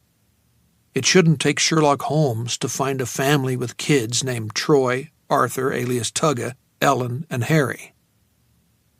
With this thought to cheer me, I went down to the hotel restaurant and ordered a shore dinner, which came with clams and a lobster roughly the size of an outboard motor. I skipped dessert in favor of a beer in the bar. In the detective novels I read, bartenders were often excellent sources of information. Of course, if the one working the townhouse stick was like the other people I'd met so far in this grim little burg, I wouldn't get far. He wasn't. The man who left off his glass polishing duties to serve me was young and stocky, with a cheery full moon of a face below his flat-top haircut. "What can I get you, friend?" The F word sounded good to me, and I returned his smile with enthusiasm. "Miller Lite?" He looked puzzled. "I never heard of that one, but I've got High Life." Of course he hadn't heard of Miller Lite. It hadn't been invented yet. "That would be fine. Guess I forgot I was on the East Coast there for a second." "Where are you from?" He used a church key to whisk the top off a bottle and set a frosted glass in front of me. "Wisconsin, but I'll be here for a while." Although we were alone, I lowered my voice. It seemed to inspire confidence. "Real estate stuff. Got to look around a little." He nodded respectfully and poured for me before I could. "Good luck to you. God knows there's plenty for sale in these parts, and most of it going cheap." "I'm getting out, myself, end of the month. Heading for a place with a little less edge to it." "It doesn't seem all that welcoming," I said, "but I thought that was just a Yankee thing. We're friendlier in Wisconsin, and just to prove it, I'll buy you a beer." "Never drank alcohol on the job, but I might have a Coke." "Go for it." "Thanks very much. It's nice to have a gent on a slow night." I watched as he made the Coke by pumping syrup into a glass, adding soda water, and then stirring. He took a sip and smacked his lips. "I like 'em sweet." Judging by the belly he was getting, I wasn't surprised. "That stuff about Yankees being standoffy is bullshit anyway," he said. "I grew up in Fort Kent, and it's the friendliest little town you'd ever want to visit. Why, when tourists get off the Boston and Maine up there, we just about kiss 'em hello. Went to bartending school there, then headed south to seek my fortune. This looked like a good place to start, and the pay's not bad, but—" He looked around, saw no one, but still lowered his own voice. "You want the truth, Jackson? This town stinks." "I know what you mean. All those mills." "It's a lot more than that. Look around. What do you see?" I did as he asked. There was a fellow who looked like a salesman in the corner, drinking a whiskey sour, but that was it. Not much. That's the way it is all through the week. The pay's good, because there's no tips. The beer joints downtown do a booming business, and we got some folks in on Friday and Saturday nights, but otherwise, that's just about it. The carriage trade does its drinking at home, I guess. He lowered his voice further. Soon he'd be whispering. We had a bad summer here, my friend. Local folks keep it as quiet as they can. Even the newspaper doesn't play it up. But there was some nasty work. Murders. 6 at least. Kids. Found one down in the Barrens just recently. Patrick Hotstetter, his name was. All decayed. The Barrens? It's this swampy patch that runs right through the center of town. You probably saw it when you flew in. I'd been in a car, but I still knew what he was talking about. The bartender's eyes widened. That's not the real estate you're interested in, is it? Can't say, I told him. If word got around, I'd be looking for a new job. Understood. He drank half his Coke, then stifled a belch with the back of his hand. But I hope it is. They ought to pave that goddamn thing over. It's nothing but stink water and mosquitoes. You'd be doing this town a favor. Sweeten it up a little bit. Other kids found down there? I asked. A serial child murderer would explain a lot about the gloom I'd been feeling ever since I crossed the town line. Not that I know of, but people say that's where some of the disappeared ones went because that's where all the big sewage pumping stations are. I've heard people say there's so many sewer pipes under Derry, most of them laid in the Great Depression, that nobody knows where all of them are. And you know how kids are. Adventurous. He nodded emphatically. Right with Eversharp. There's people who say it was some vag who's since moved on. Other folks says he was a local who dressed up like a clown to keep from being recognized. The first of the victims, this was last year before I came, they found him at the intersection of Witcham and Jackson with his arm ripped clean off. Denborough was his name. George Denborough. Poor little tyke. He gave me a meaningful look. And he was found right next to one of those sewer drains. The ones that dump into the Barrens. Christ. Yeah. I hear you using the past tense about all this stuff. I got ready to explain what I meant, but apparently this guy had been listening in English class as well as bartending school. It seems to have stopped, knock on wood. He rapped his knuckles on the bar. Maybe whoever was doing it packed up and moved on, or maybe the son of a bitch killed himself. Sometimes they do that. That'd be good. That it wasn't any homicidal maniac in a clown suit who killed the little Corcoran boy.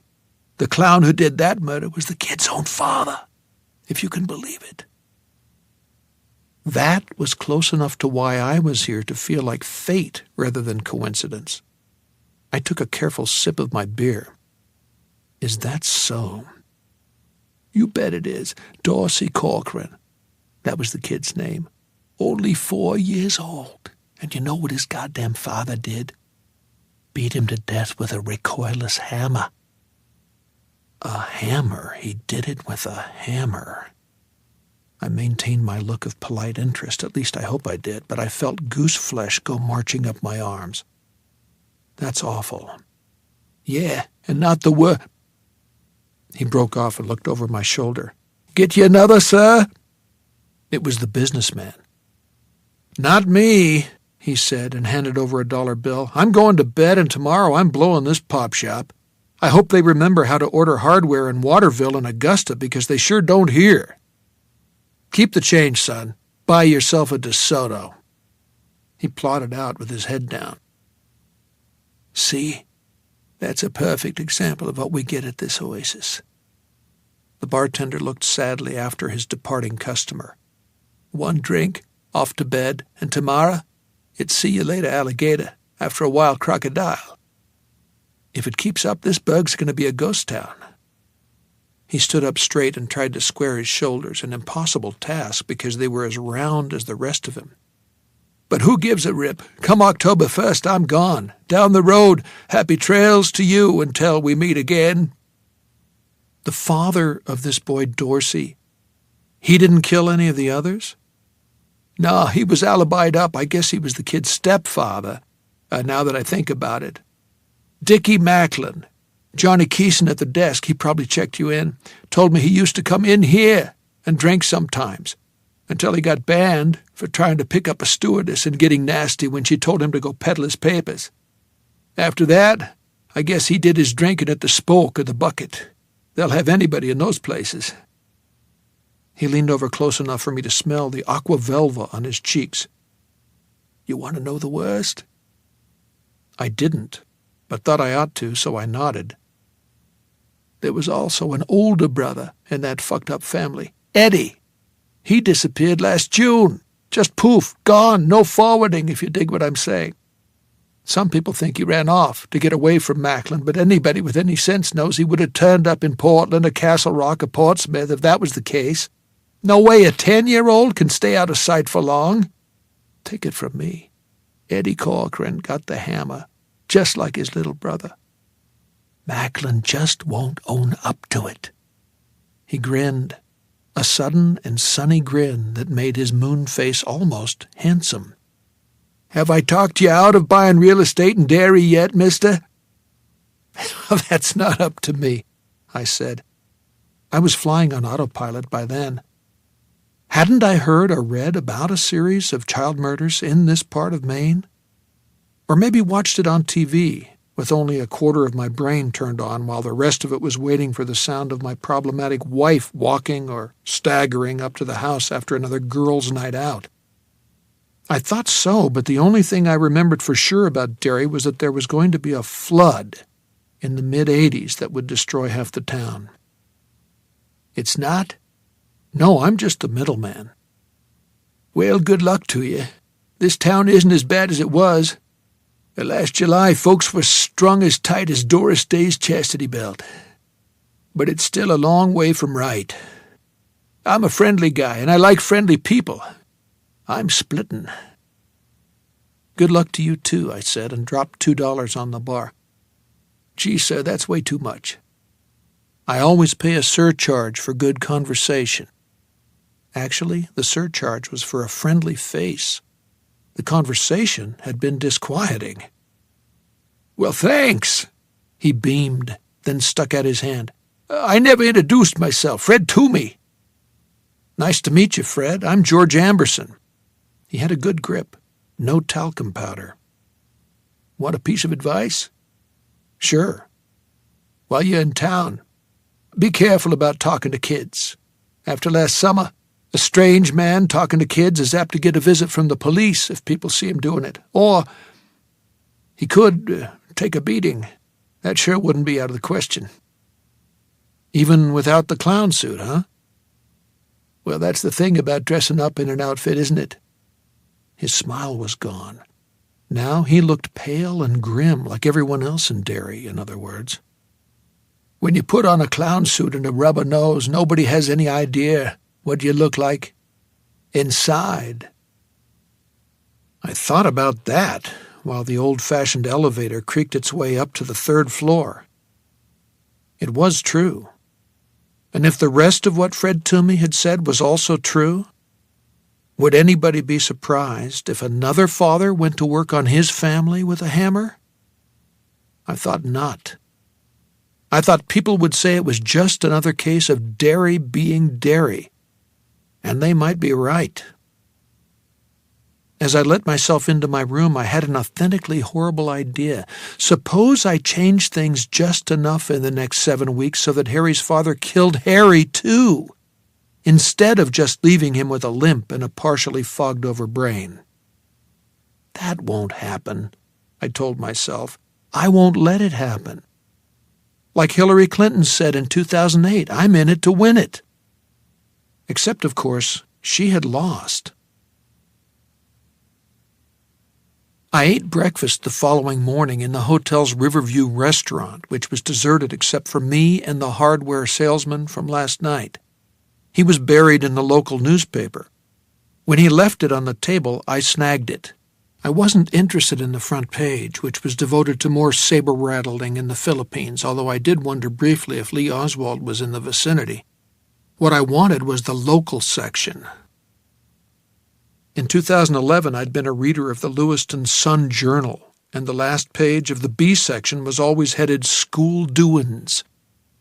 In it, proud parents could see their kids' names in print if they'd won an award, gone on a class trip, or been part of a community cleanup project. If the Derry Daily News had such a feature, it wasn't impossible that I'd find one of the Dunning kids listed. The last page of the news, however, contained only obituaries. I tried the sports pages and read about the weekend's big upcoming football game, Derry Tigers versus Bangor Rams. Troy Dunning was 15, according to the janitor's essay. A 15-year-old could easily be a part of the team, although probably not a starter.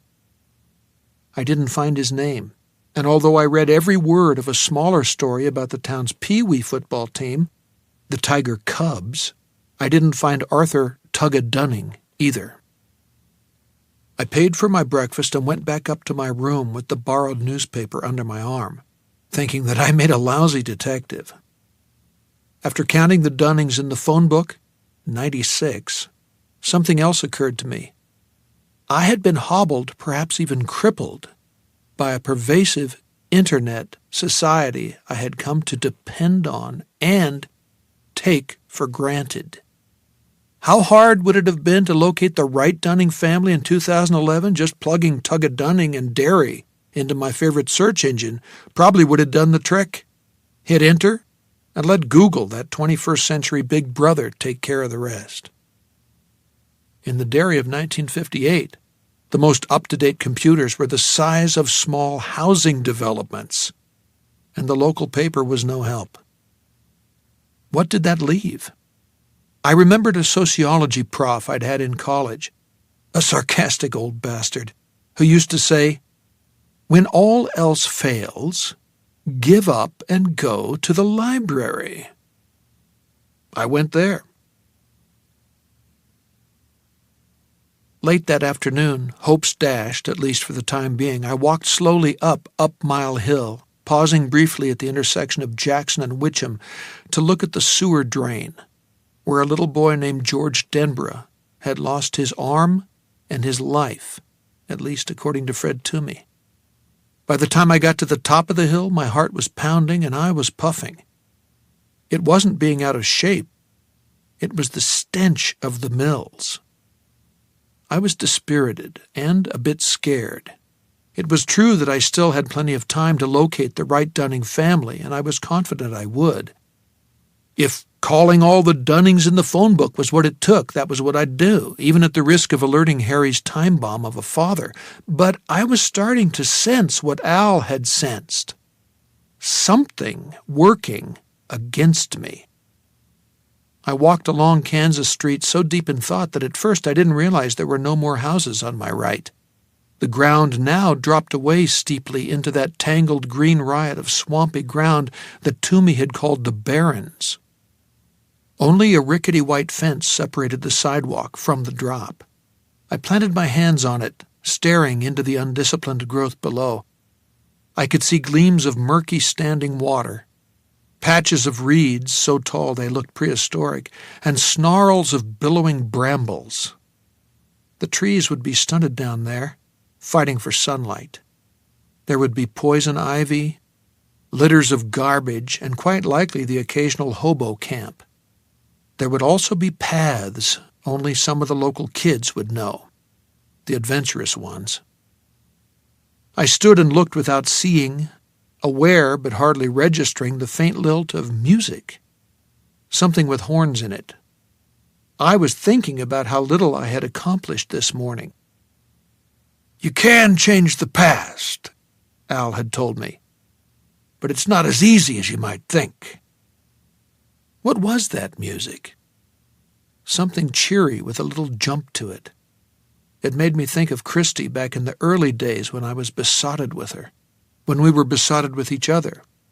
Ba-da-da, ba-da-dee-dee-da. Glenn Miller, maybe? I had gone to the library hoping to get a look at the census records. The last national one would have taken place 8 years ago in 1950 and would have shown 3 of the 4 Dunning kids, Troy, Arthur, and Harold. Only Ellen, who would be 7 at the time of the murders, hadn't been around to be counted in 1950. There would be an address. It was true the family might have moved in the intervening 8 years, but if so, one of the neighbors would be able to tell me where they'd gone. It was a small city. Only the census records weren't there. The librarian, a pleasant woman named Mrs. Starrett, told me that in her opinion those records certainly belonged in the library, but the town council had for some reason decided they belonged in City Hall. They'd been moved there in 1954, she said. That doesn't sound good, I told her, smiling. You know what they say, you can't fight City Hall. Mrs. Starrett didn't return the smile. She was helpful, even charming, but she had the same watchful reserve as everyone else I'd met in this queer place, Fred Toomey being the exception that proved the rule. Don't be silly, Mr. Amberson. There's nothing private about the United States Census. You march right over there and tell the city clerk that Regina Starrett sent you. Her name is Marcia Gay. She'll help you out, although they probably stored 'em in the basement, which is not where they ought to be. It's damp, and I shouldn't be surprised if there are mice. If you have any trouble at all, you come back and see me. So I went to City Hall, where a poster in the foyer said, Parents, remind your children not to talk to strangers and to always play with friends. Several people were lined up at the various windows, most of them smoking, of course. Marcia Gay greeted me with an embarrassed smile. Mrs. Starrett had called ahead on my behalf and had been suitably horrified when Miss Gay told her what she now told me. The 1950 census records were gone, along with almost all of the other documents that had been stored in the City Hall basement. We had terrible rains last year, she said. They went on for a whole week. The canal overflowed, and everything down in the low town, that's what the old-timers call the city center, Mr. Amberson, everything in the low town flooded. Our basement looked like the Grand Canal in Venice for almost a month. Mrs. Starrett was right. Those records never should have been moved, and no one seems to know why they were, or who authorized it. I'm awfully sorry. It was impossible not to feel what Al had felt while trying to save Carolyn Poulin, that I was inside a kind of prison with flexible walls.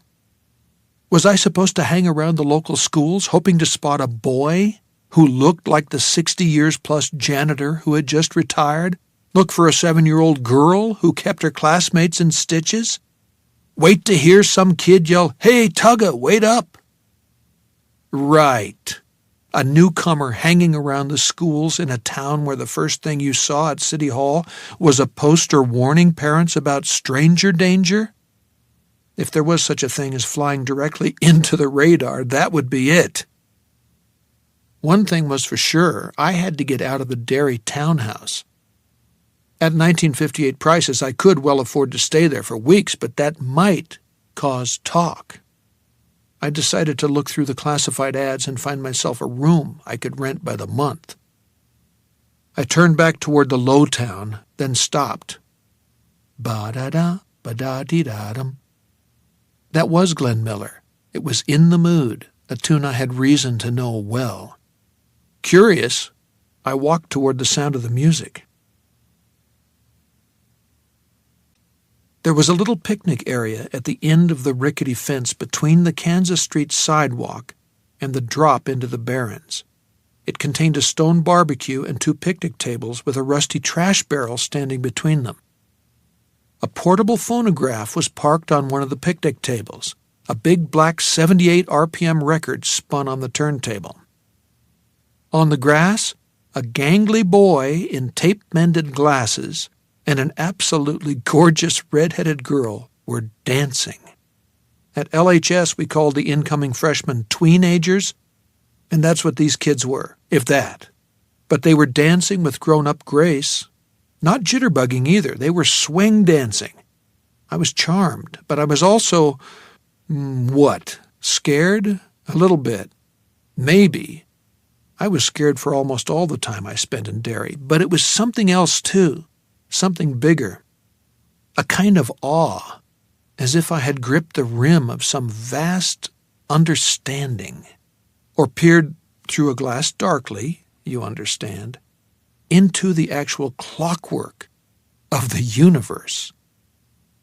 Because you see, I'd met Christy at a swing dancing class in Lewiston, and this was one of the tunes we had learned to.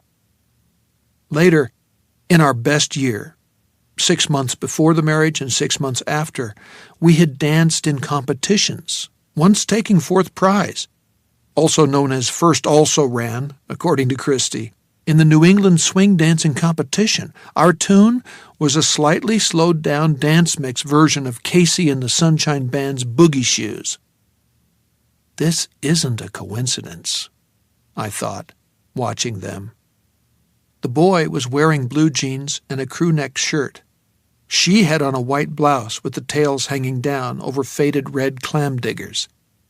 That amazing hair was pulled back in the same impudently cute ponytail Christy had always worn when we danced competitively, along with her bobby socks and the vintage poodle skirt, of course. This cannot be a coincidence. They were doing a Lindy variation I knew as the Hellzapoppin'. It's supposed to be a fast dance, lightning fast, if you have the physical stamina and grace to bring it off, but they were dancing it slow because they were still learning their steps. I could see inside every move. I knew them all, although I hadn't actually danced any of them in 5 years or more. Come together, both hands clasped. He stoops a little, kicks with his left foot while she does the same, both of them twisting at the waist so that they appear to be going in opposite directions, move apart, hands still clasped. Then she twirls, first to the left and then to the right. But they goofed up the return spin and she went sprawling on the grass. Jesus, Richie, you never get that right. You're hopeless. She was laughing, though. She flopped on her back and stared up at the sky. I'm sorry, Miss Scarlett, the boy cried in a screechy pickaninny voice that would have gone over like a lead balloon in the politically correct 21st century. I was just a clod-hopping country boy, but I intends to learn this here dance if it kills me. I'm the only one it's likely to kill, she said. Start the record again before I lose my... Then they both saw me. It was a strange moment. There was a veil in Derry. I came to know that veil so well I could almost see it. The locals were on one side. People from away, like Fred Toomey, like me, were on the other. Sometimes the locals came out from behind it, as Mrs. Starrett the librarian had when expressing her irritation about the misplaced census records. But if you asked too many questions, and certainly if you startled them, they retreated behind it again. Yet I had startled these kids, and they didn't retreat behind the veil. Instead of closing up, their faces remained wide open, full of curiosity and interest. Sorry, I said. Didn't mean to surprise you. I heard the music, and then I saw you Lindy hopping. Trying to Lindy hop is what you mean, the boy said. He helped the girl to her feet. He made a bow. Richie Tozier at your service. My friends all say Richie, he live in a ditchy, but what do they know? Nice to meet you, I said. George Amberson. And then it just popped out. My friends all say Georgie, he wash his clothes in a Norgie, but they don't know anything either. The girl collapsed on one of the picnic table benches, giggling. The boy raised his hands in the air and bugled, Strange grown-up gets off a good one. Wacka, wacka, wacka, delightful!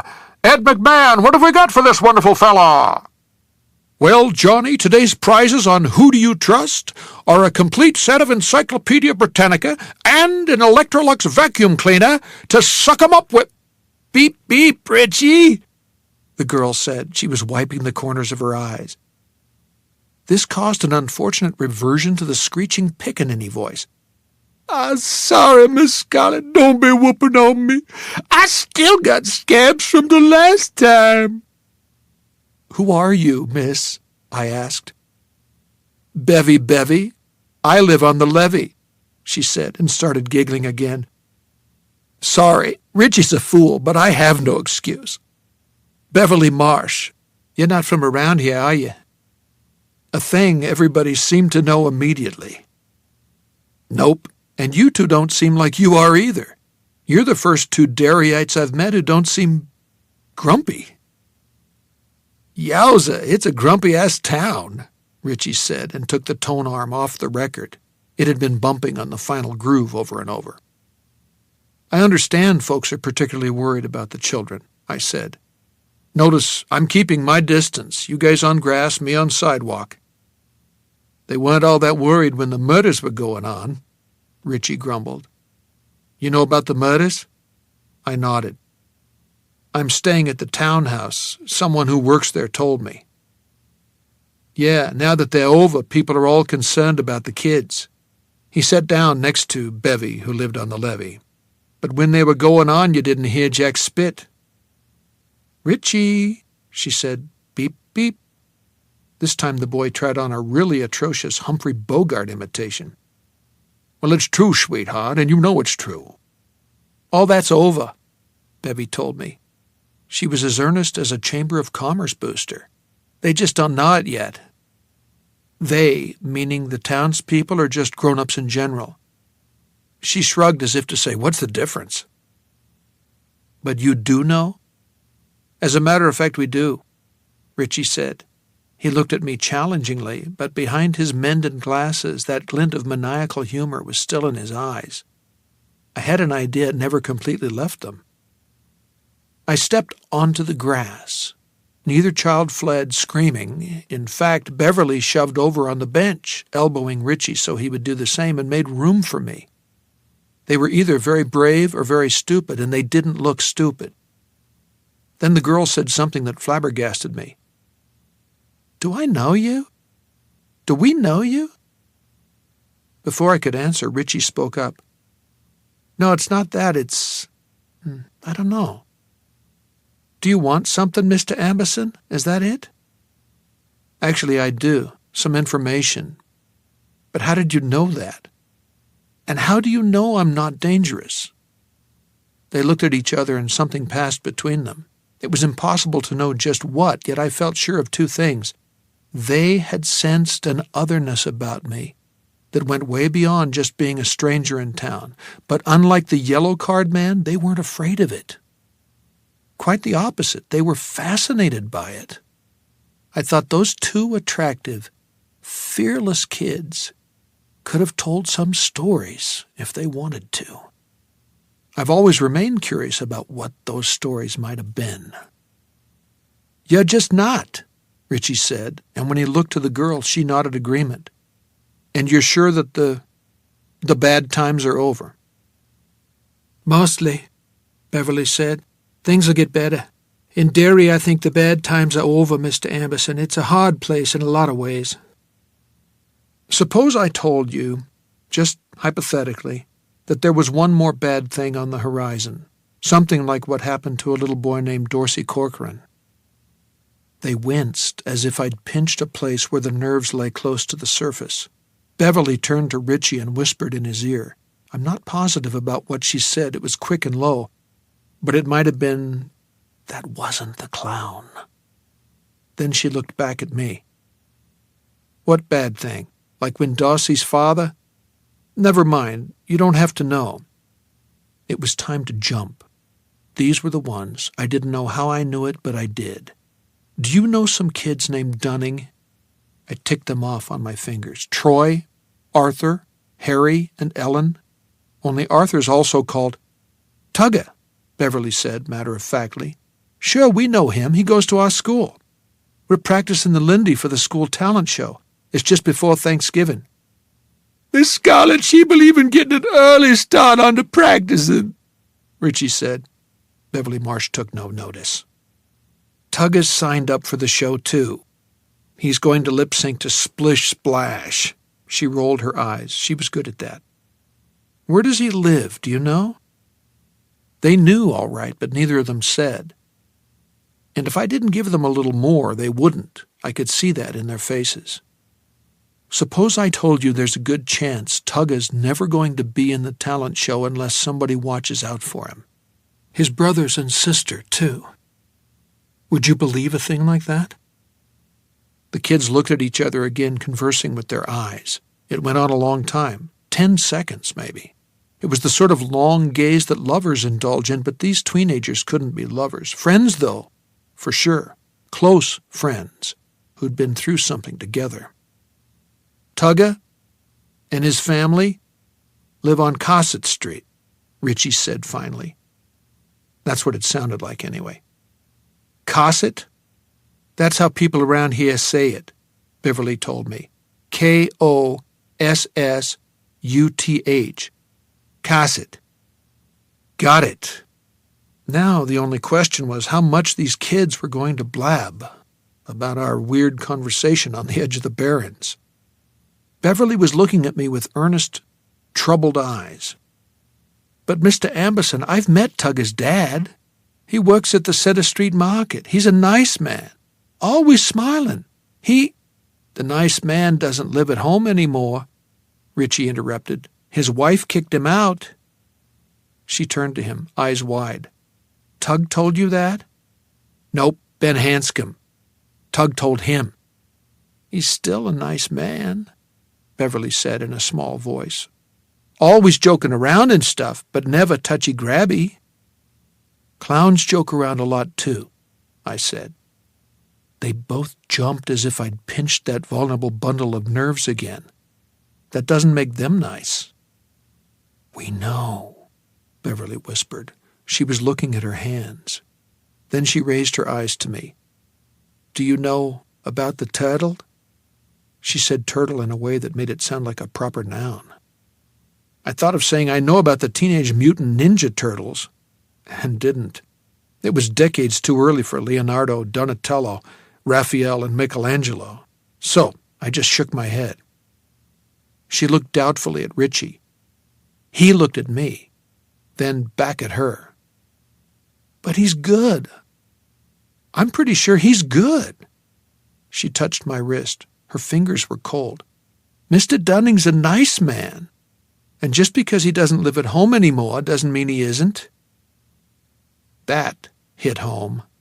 My wife had left me, but not because I wasn't nice. "I know that." I stood up. "I'm going to be around Derry for a little while, and it would be good not to attract too much attention. Can you two keep quiet about this?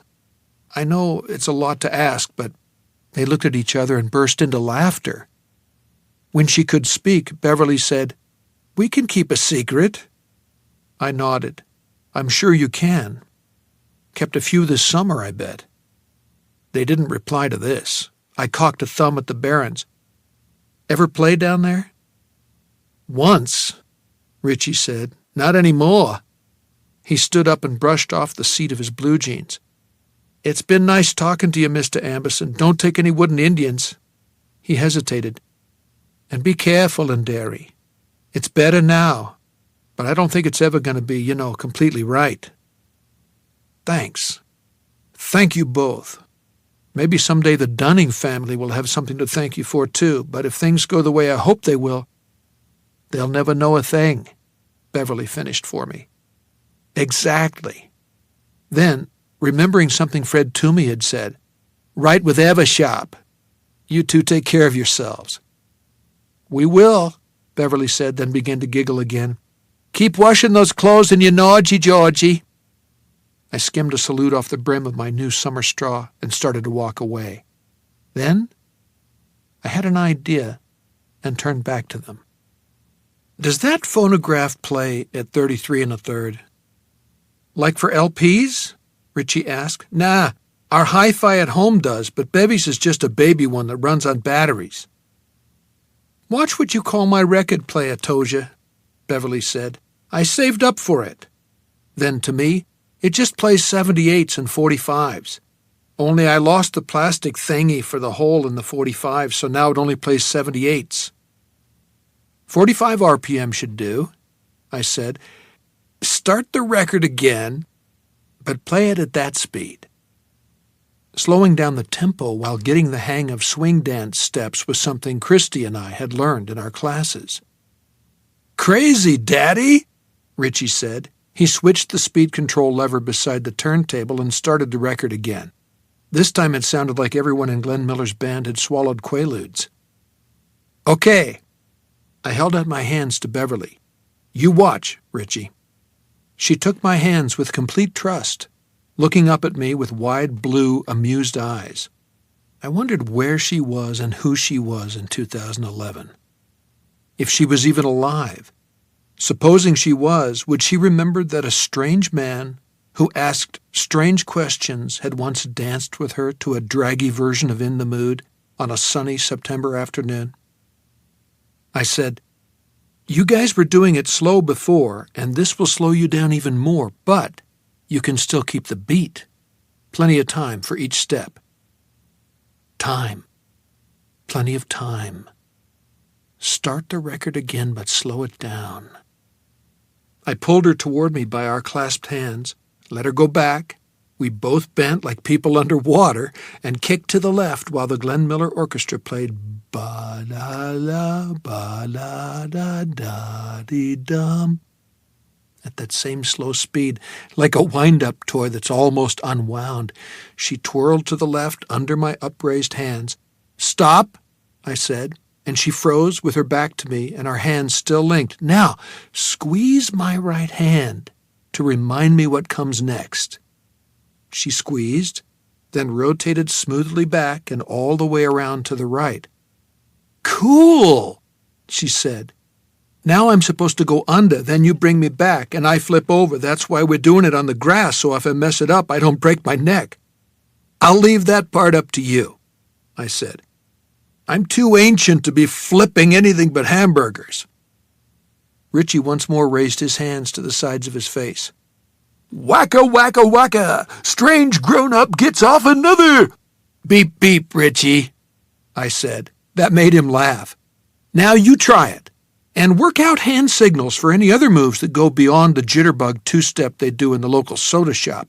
That way, even if you don't win the talent show contest, you'll look good. Richie took Beverly's hands and tried it. In and out, side to side, around to the left, around to the right. Perfect! She slipped feet first between Richie's spread legs, supple as a fish, and then he brought her back. She finished with a showy flip that brought her to her feet again. Richie took her hands and they repeated the whole thing. It was even better the second time. We lose the beat on the under and out, Richie complained. You won't when the record's playing at normal speed, trust me. I like it, Beverly said. It's like having the whole thing under glass. She did a little spin on the toes of her sneakers. I feel like Loretta Young at the start of a show when she comes in wearing a swirly dress. They call me Arthur Murray. I'm from Missouri, Richie said. He also looked pleased. I'm going to speed the record up, I said. Remember your signals and keep time. It's all about time. Glenn Miller played that old sweet song, and the kids danced. On the grass, their shadows danced beside them. Out, in, dip, kick, spin left, spin right, go under, pop out, and flip. They weren't perfect this time, and they'd screw up the steps many times before they nailed them if they ever did, but they weren't bad. Oh, to hell with that. They were beautiful. For the first time since I'd topped that rise on Route 7 and saw Derry hulking on the west bank of the Kenduskeag, I was happy.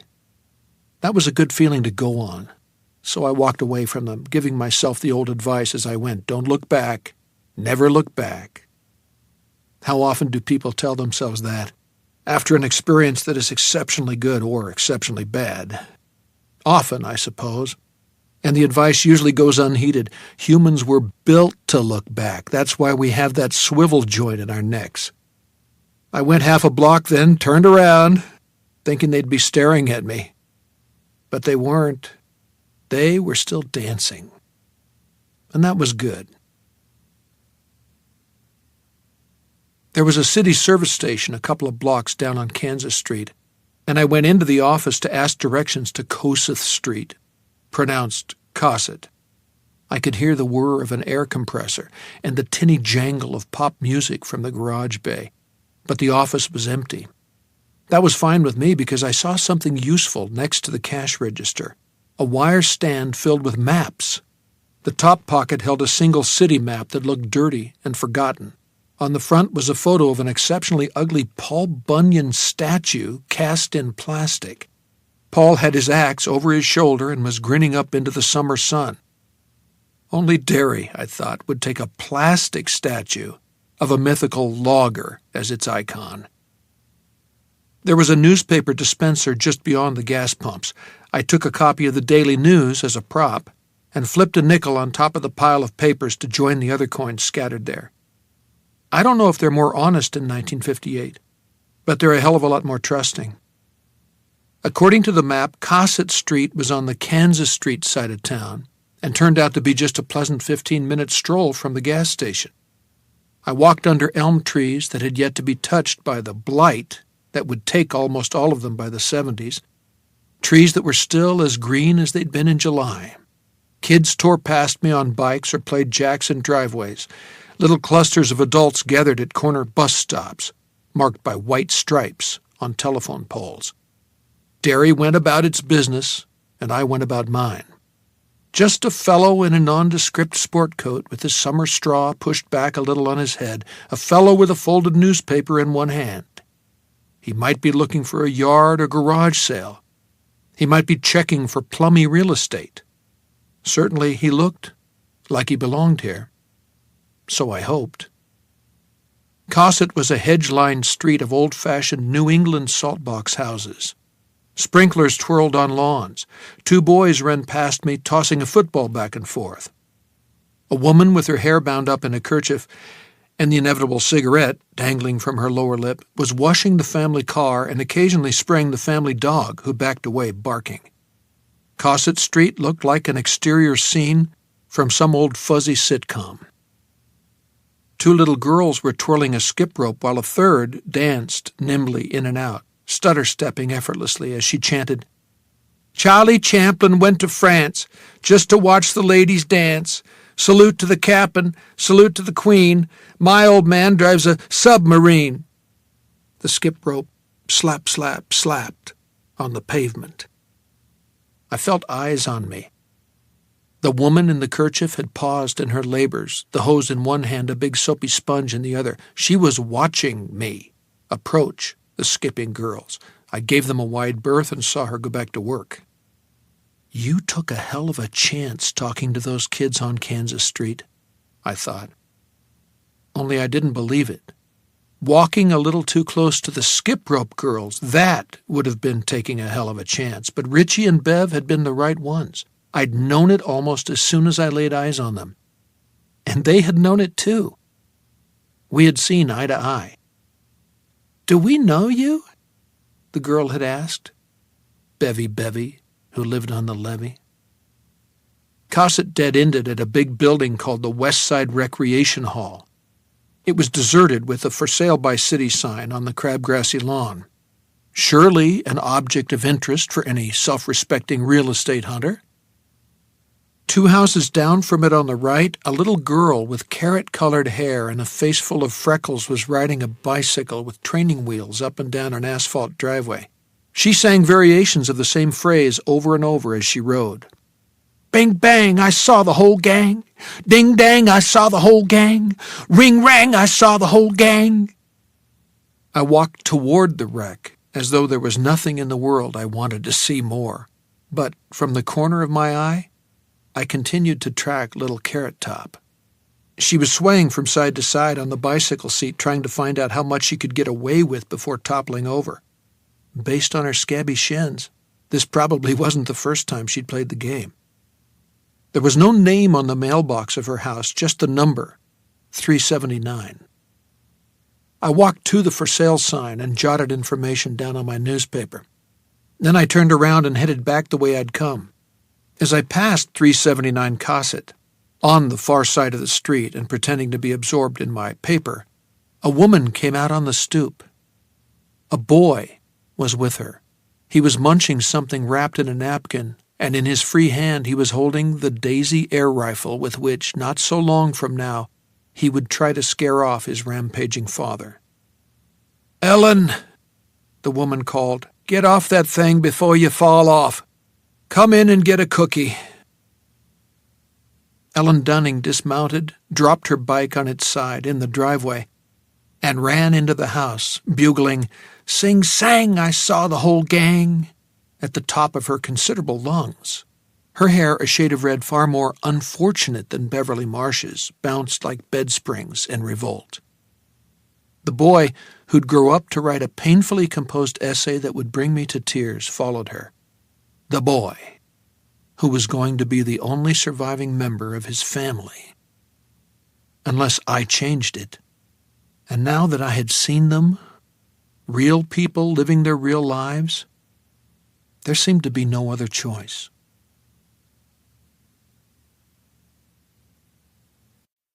Chapter 7. How should I tell you about my 7 weeks in Derry? How to explain the way I came to hate and fear it? It wasn't because it kept secrets, although it did, and it wasn't because terrible crimes, some of them still unsolved, had happened there, although they had. "All that's over," the girl named Beverly had said. The boy named Richie had agreed, and I came to believe that too, although I also came to believe the shadow never completely left that city with its odd sunken downtown. It was a sense of impending failure that made me hate it. And that feeling of being in prison with elastic walls. If I wanted to leave, it would let me go, willingly. But if I stayed, it would squeeze me tighter. It would squeeze me until I couldn't breathe. And here's the bad part. Leaving wasn't an option. Because now I had seen Harry before the limp and before the trusting but slightly dazed smile. I had seen him before he became Hop-Toed Harry, hopping down the avenue. I had seen his sister, too. Now she was more than just a name in a painstakingly written essay, a faceless little girl who loved to pick flowers and put them in vases. Sometimes I lay awake thinking of how she planned to go trick-or-treating as Princess Summer, Fall, Winter, Spring. Unless I did something, that was never going to happen. There was a coffin waiting for her after a long and fruitless struggle for life. There was a coffin waiting for her mother, whose first name I still didn't know, and for Troy, and for Arthur, known as Tugga. If I let that happen, I didn't see how I could live with myself. So I stayed, but it wasn't easy. And every time I thought of putting myself through this again in Dallas, my mind threatened to freeze up. At least, I told myself, Dallas wouldn't be like Derry, because no place on earth could be like Derry. How should I tell you then? In my life as a teacher, I used to hammer away at the idea of simplicity. In both fiction and nonfiction, there's only one question and one answer. What happened? The reader asks. This is what happened. The writer responds, this, and this too.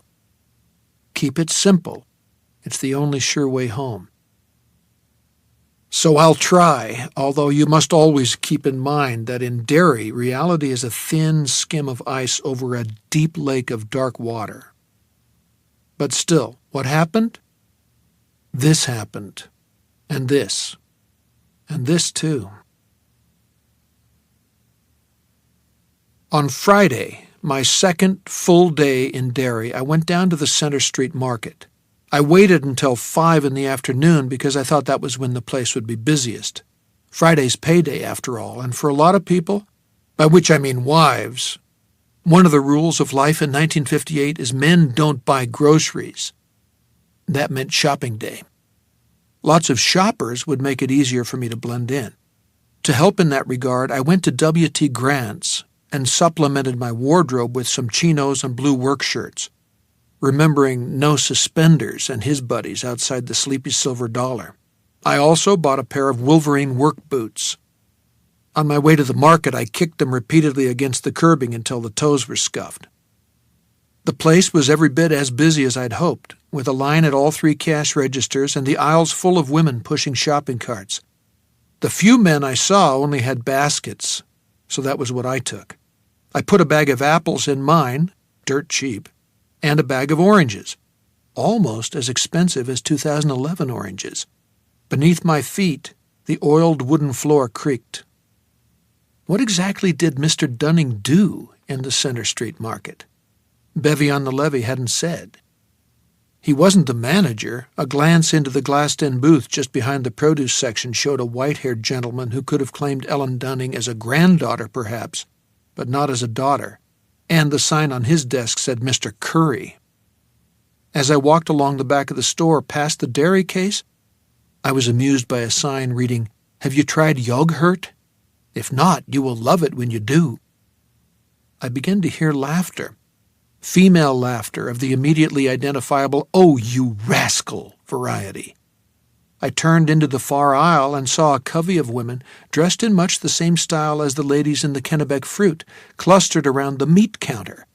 "The Butchery," read the handmade wooden sign hanging down on decorative chrome chains, "Homestyle Cuts," and at the bottom, "Frank Dunning, Head Butcher." Sometimes life coughs up coincidences no writer of fiction would dare copy. It was Frank Dunning who was making the ladies laugh. The resemblance to the janitor who had taken my GED English course was close enough to be eerie. He was Harry, to the life, except this version's hair was almost completely black instead of almost all gray, and the sweet, slightly puzzled smile had been replaced by a raffish, razzle-dazzle grin. It was no wonder the ladies were all aflutter. Even Bevy on the levee thought he was the cat's meow, and why not? She might only be 12 or 13, but she was female, and Frank Dunning was a charmer. He knew it, too. There had to be reasons for the flowers of dairy womanhood to spend their husbands' paychecks at the downtown market instead of at the slightly cheaper A&P, and one of them was right here. Mr. Dunning was handsome. Mr. Dunning wore spandy clean whites, slightly blood-stained at the cuffs, but he was a butcher after all. Mr. Dunning wore a stylish white hat that looked like a cross between a chef's toque and an artist's beret. It hung down to just above one eyebrow. A fashion statement, by God. All in all, Mr. Frank Dunning, with his rosy, clean-shaven cheeks and his immaculately barbered black hair, was God's gift to the little woman. As I strolled toward him, he tied off a package of meat with a length of string drawn from a roll on a spindle beside his scale and wrote the price on it with a flourish of his black marker. He handed it to a lady of about 50 summers who was wearing a house dress with big pink roses blooming on it, seamed nylons, and a schoolgirl blush. "There you are, Mrs. Levesque. 1 pound of German bologna, sliced thin." He leaned confidentially over the counter, close enough so that Mrs. Levesque and the other ladies would be able to whiff on the entrancing aroma of his cologne. Was it Aqua Velva? Fred Toomey's brand? I thought not. I thought a fascinator like Frank Dunning would go for something a little more expensive. "Do you know the problem with German bologna?" "No." The other ladies twittered in anticipation. Dunning's eyes flicked briefly to me and saw nothing to interest him. When he looked back at Mrs. Levesque, they once more picked up their patented twinkle. "An hour after you eat some, you're hungry for power." I'm not sure all the ladies got it, but they all shrieked with appreciation. Dunning sent Mrs. Levesque happily on her way, and as I passed out of hearing, he was turning his attention to a Mrs. Bowie, who would, I was sure, be equally happy to receive it. He's a nice man, always joking around and stuff. But the nice man had cold eyes. When interacting with his fascinated lady harem, they had been blue. But when he turned his attention to me, however briefly, I could have sworn that they turned gray, the color of water beneath a sky from which snow will soon fall. The market closed at 6 p.m., and when I left with my few items, it was only 20 past 5. There was a Unita lunch on Witcham Street just around the corner. I ordered a hamburger, a fountain Coke, and a piece of chocolate pie. The pie was excellent. Real chocolate, real cream. It filled my mouth the way Frank Ansietti's root beer had. I dawdled as long as I could, then strolled down to the canal where there were some benches. There was also a sight line, narrow but adequate, to the Center Street Market. I was full, but ate one of my oranges anyway, casting bits of peel over the cement embankment and watching the water carry them away. Promptly at 6, the lights in the market's big front windows went out. By 1:15, the last of the ladies had exited, toting their carryalls either up Mile Hill or clustering at one of those phone poles with the painted white stripe. A bus marked Roundabout 1 Fare came along and scooped them up. At 6:45, the market employees began leaving. The last two to exit were Mr. Curry, the manager, and Dunning. They shook hands and parted, Curry going up the alley between the market and the shoe store next to it, probably to get his car, and Dunning to the bus stop. By then there were only 2 other people there, and I didn't want to join them. Thanks to the one-way traffic pattern in the low town, I didn't have to. I walked to another white-painted pole, this one handy to the Strand, where the current double feature was Machine Gun Kelly and Reform School Girl. The marquee promised blazing action, and waited with some working Joes who were talking about possible World Series matchups. I could have told them plenty about that, but kept my mouth shut. A city bus came along and stopped across from the Center Street Market. Dunning got on. It came the rest of the way down the hill and pulled up at the movie theater stop. I let the working Joes go ahead of me so I could watch how much money they put in the pole-mounted coin receptacle next to the driver's seat.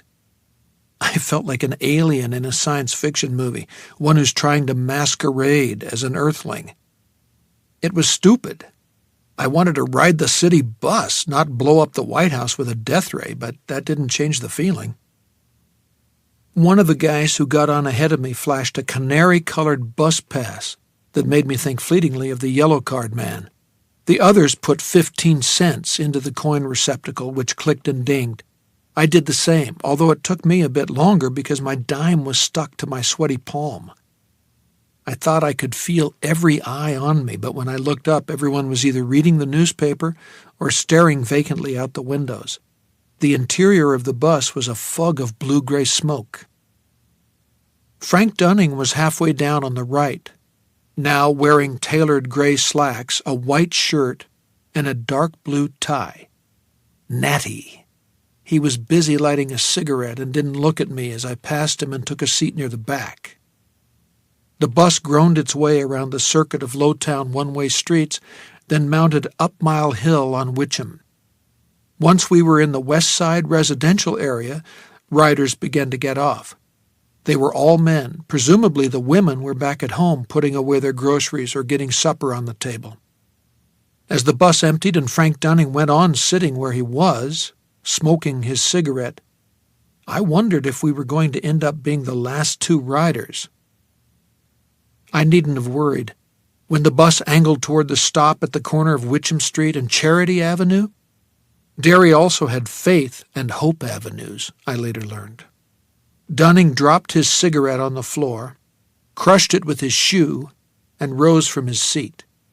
He walked easily up the aisle, not using the grab handles, but swaying with the movements of the slowing bus.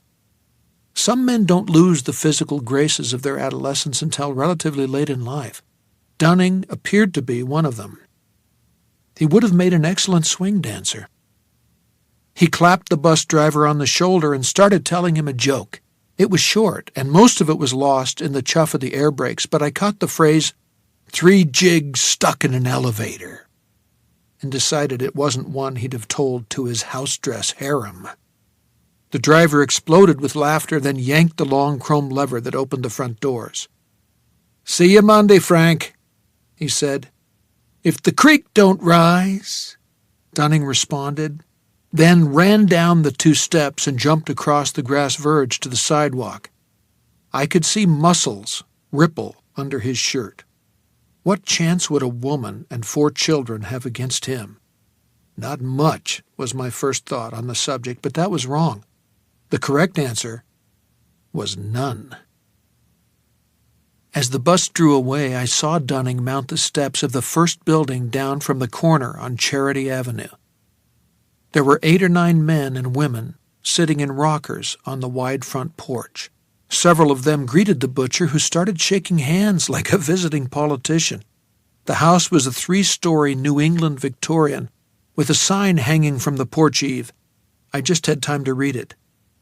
Edna Price, rooms by the week or the month. Efficiency kitchens available. No pets.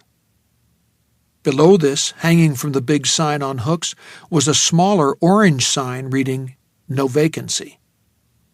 2 stops further down the line, I exited the bus. I thanked the driver, who uttered a surly grunt in return. This, I was discovering, was what passed for courteous discourse in Derry, Maine, unless, of course, you happen to know a few jokes about jigs stuck in an elevator, or maybe the Polish Navy. I walked slowly back toward town, jogging 2 blocks out of my way to keep clear of Edna Price's establishment, where those in residence gathered on the porch after supper just like folks in one of those Ray Bradbury stories about bucolic Greentown, Illinois. And did not Frank Dunning resemble one of those good folks? He did. He did. But there had been hidden horrors in Bradbury's Greentown, too. "The nice man doesn't live at home any more," Richie from the Ditchy had said. And he'd had the straight dope on that one. The nice man lived in a rooming house where everybody seemed to think he was the cat's ass. By my estimation, Price's Rooms was no more than 5 blocks west of 379 Cosset Street, and maybe closer. Did Frank Dunning sit in his rented room after the other tenants had gone to bed, facing east, like one of the faithful turning toward Qibla? If so, did he do it with his "Hey, great to see you" smile on his face? I thought no. And were his eyes blue, or did they turn that cold and thoughtful gray? How did he explain leaving his hearth and home to the folks taking the evening air on Edna Price's porch? Did he have a story? One where his wife was either a little bit cracked or an outright villain? I thought yes. And did people believe it? The answer to that one was easy. It doesn't matter if you're talking 1958, 1985, or 2011. In America, where surface has always passed for substance, people always believe guys like Frank Dunning. On the following Tuesday, I rented an apartment advertised in the Derry News as semi-furnished in a good neighborhood, and on Wednesday, the 17th of September, Mr. George Amberson moved in. Goodbye, Derry Townhouse. Hello, Harris Avenue. I had been living in 1958 for over a week and was beginning to feel comfortable there, if not exactly a native. The semi-furnishings consisted of a bed, which came with a slightly stained mattress, but no linen, a sofa, a kitchen table with one leg that needed to be shimmed so it didn't teeter, and a single chair with a yellow plastic seat that made a weird smook sound as it reluctantly released its grip on the seat of one's pants. There was a stove and a clattery fridge. In the kitchen pantry, I discovered the apartment's air conditioning unit, a GE fan, with a frayed plug that looked absolutely lethal. I felt that the apartment, which was directly beneath the flight path of planes landing at Derry Airport, was a bit overpriced at $65 a month, but agreed to it because Mrs. Joplin, the landlady, was willing to overlook Mr. Amberson's lack of references. It helped that he could offer 3 months' rent in cash. She nevertheless insisted on copying the information from my driver's license. If she found it strange that a real estate freelancer from Wisconsin was carrying a Maine license, she didn't say so. I was glad Al had given me lots of cash. Cash is so soothing to strangers. It goes a lot farther in 58, too. For only $300, I was able to turn my semi-furnished apartment into one that was fully furnished. 90 of the 300 went for a second-hand RCA table model television. That night, I watched the Steve Allen Show in beautiful black and white, then turned it off and sat at the kitchen table, listening to a plane settle earthward in a roar of propellers. From my back pocket, I took a Blue Horse notebook I'd bought in the Lowtown drugstore, the one where shoplifting was not a kick, groove, or gasser. I turned to the first page and clicked out the tip of my equally new Parker ballpoint. I sat that way for maybe 15 minutes, long enough for another plane to clatter earthward, seemingly so close that I almost expected to feel a thump as the wheels scraped the roof. The page remained blank. So did my mind. Every time I tried to throw it into gear, the only coherent thought I could manage was the past doesn't want to be changed. Not helpful. At last I got up, took the fan from its shelf in the pantry, and set it on the counter. I wasn't sure it would work, but it did. And the hum of the motor was strangely soothing. Also, it masked the fridge's annoying rumble. When I sat down again, my mind was clearer, and this time a few words came. Options. Number 1, tell police. Number 2, anonymous call to Butcher. Say, I'm watching you, MF. If you do something, I'll tell. Number 3, frame Butcher for something. Number 4, incapacitate Butcher somehow. I stopped there. The fridge clicked off. There were no descending planes and no traffic on Harris Avenue. For the time being, it was just me and my fan and my incomplete list. At last, I wrote the final item. Number 5, kill Butcher. Then I crumpled it, opened the box of kitchen matches that sat beside the stove to light the burners in the oven, and scratched one.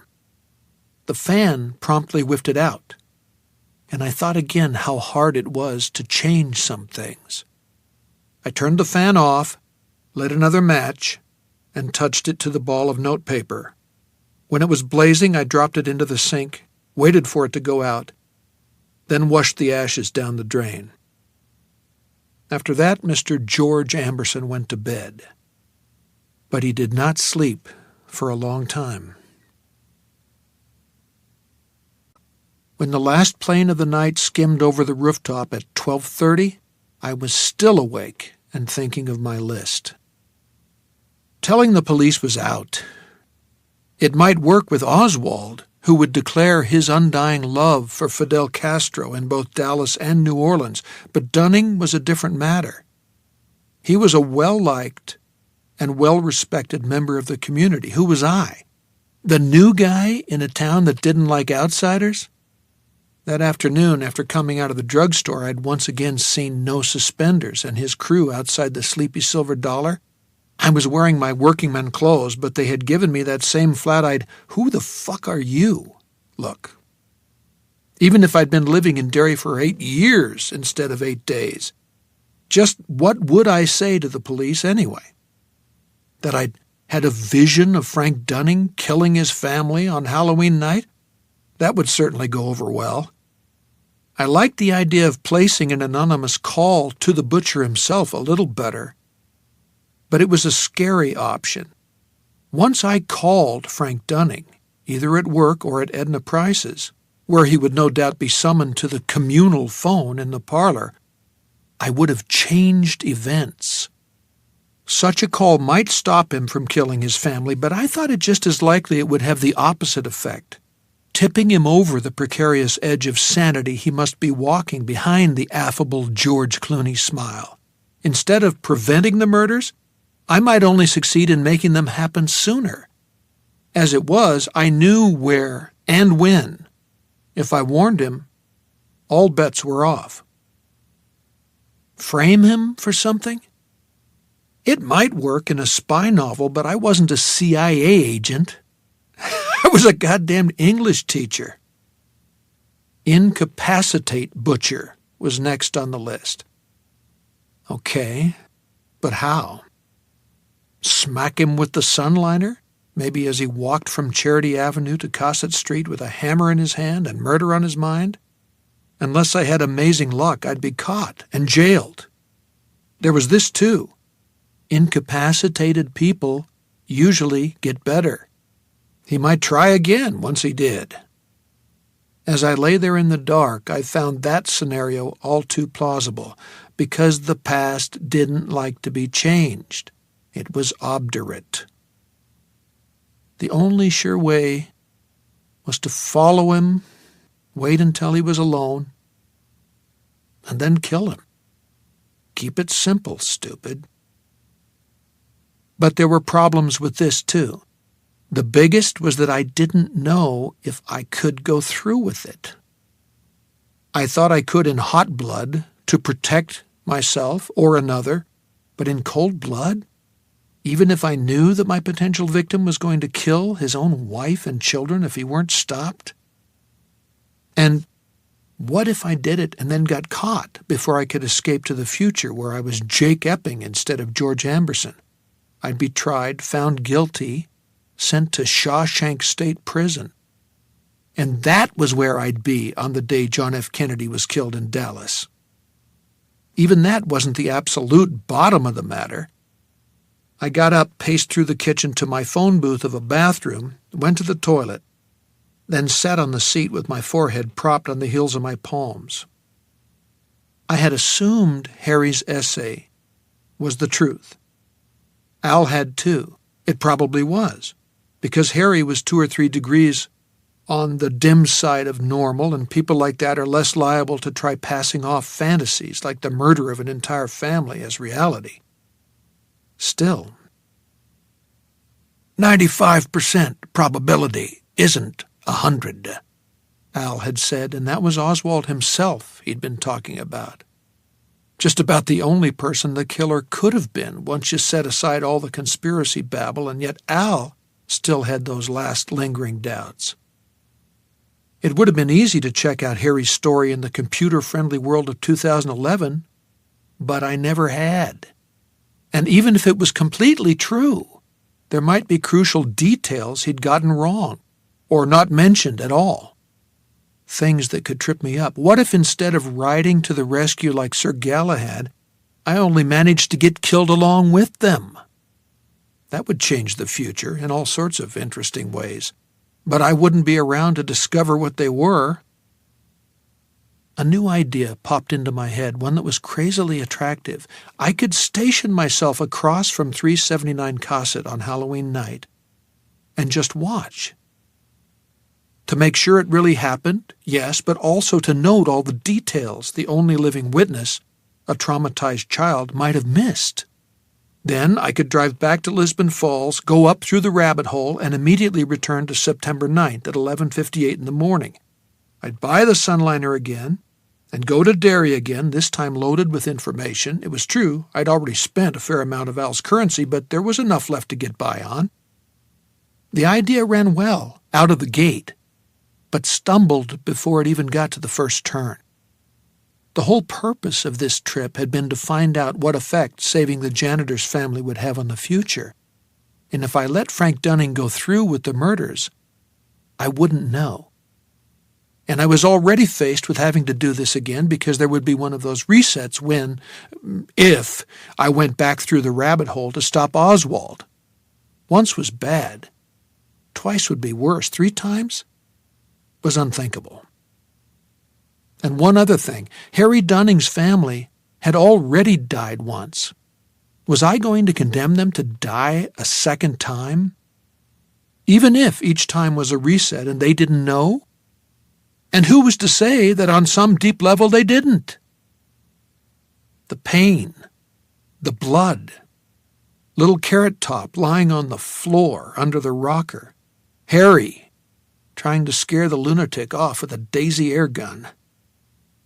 "Leave me alone, Daddy, or I'll shoot you." I shuffled back through the kitchen, pausing to look at the chair with the yellow plastic seat. "I hate you, chair," I told it, then went to bed again. That time I fell asleep almost immediately. When I woke up the next morning, a 9 o'clock sun was shining in my as-yet curtainless bedroom window. Birds were twittering self-importantly, and I thought I knew what I had to do.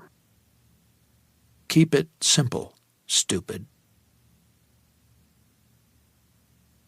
At noon, I put on my tie, set my straw hat at the correct rakish angle, and took myself down to Macon's Sporting Goods, where the fall gun sale was still going on. I told the clerk I was interested in buying a handgun because I was in the real estate business and occasionally I had to carry quite large amounts of cash. He showed me several, including a Colt .38 police special revolver. The price was $9.99. That seemed absurdly low until I remembered that, according to Al's notes, the Italian mail-order rifle Oswald had used to change history had cost less than $20. "This is a fine piece of protection," the clerk said, rolling out the barrel and giving it a spin. Click, click, click, click. "Dead accurate up to 15 yards, guaranteed. And anyone stupid enough to try mugging you out of your cash is going to be a lot closer than that." Sold. I braced for an examination of my scant paperwork, but had once again forgotten to take into account the relaxed and unterrified atmosphere of the America where I was now living. The way the deal worked was this. I paid my money and walked out with the gun. There was no paperwork and no waiting period. I didn't even have to give my current address. Oswald had wrapped his gun in a blanket and hidden it in the garage of the house where his wife was staying with a woman named Ruth Payne. But when I walked out of Macon's with mine in my briefcase, I thought I knew how he must have felt. Like a man with a powerful secret. A man who owned his own private tornado.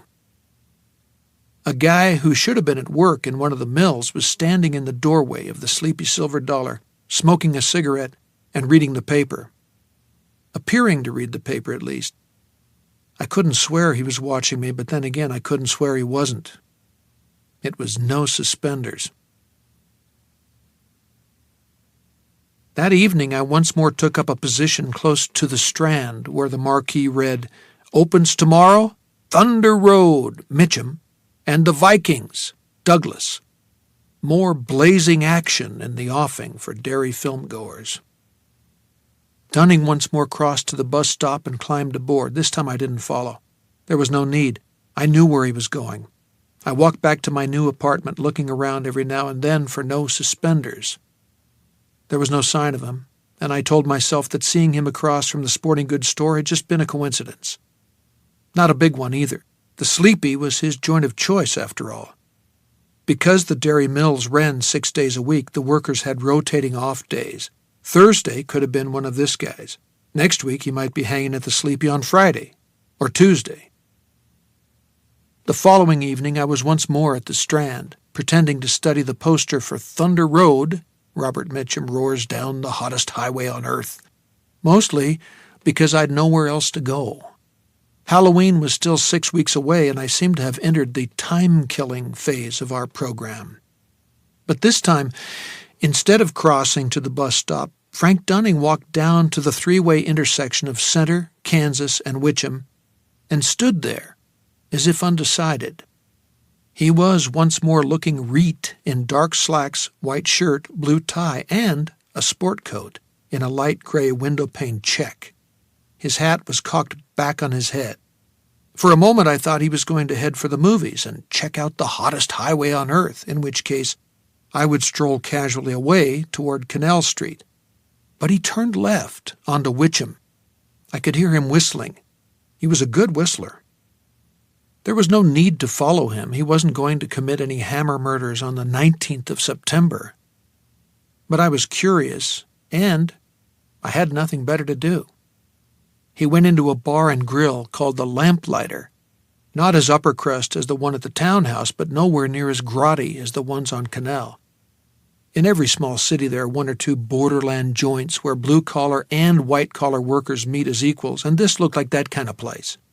Usually the menu features some local delicacy that makes outsiders scratch their head in puzzlement. The Lamplighter's specialty seemed to be something called fried lobster pickins.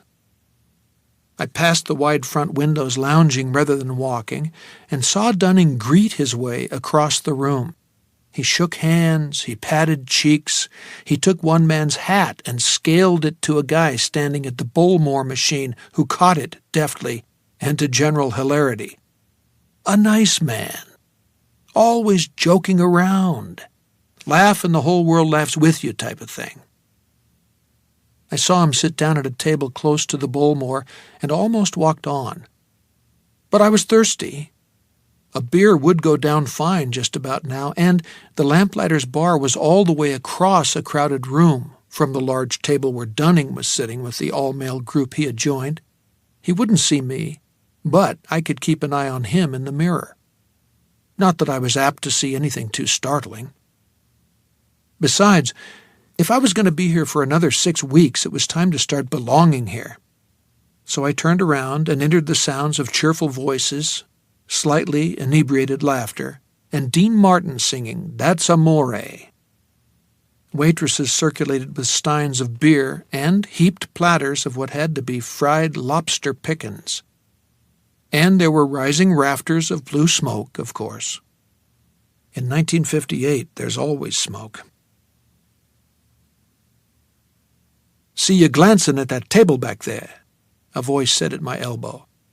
I had been at the Lamplighter long enough to have ordered my second beer and a junior platter of lobster pickins. I figured if I didn't at least try them, I'd always wonder. I looked around and saw a small man with slicked back hair, a round face, and lively black eyes. He looked like a cheerful chipmunk. He grinned at me and stuck out a child-sized hand. On his forearm, a bare-breasted mermaid flapped her flippy tail and winked one eye.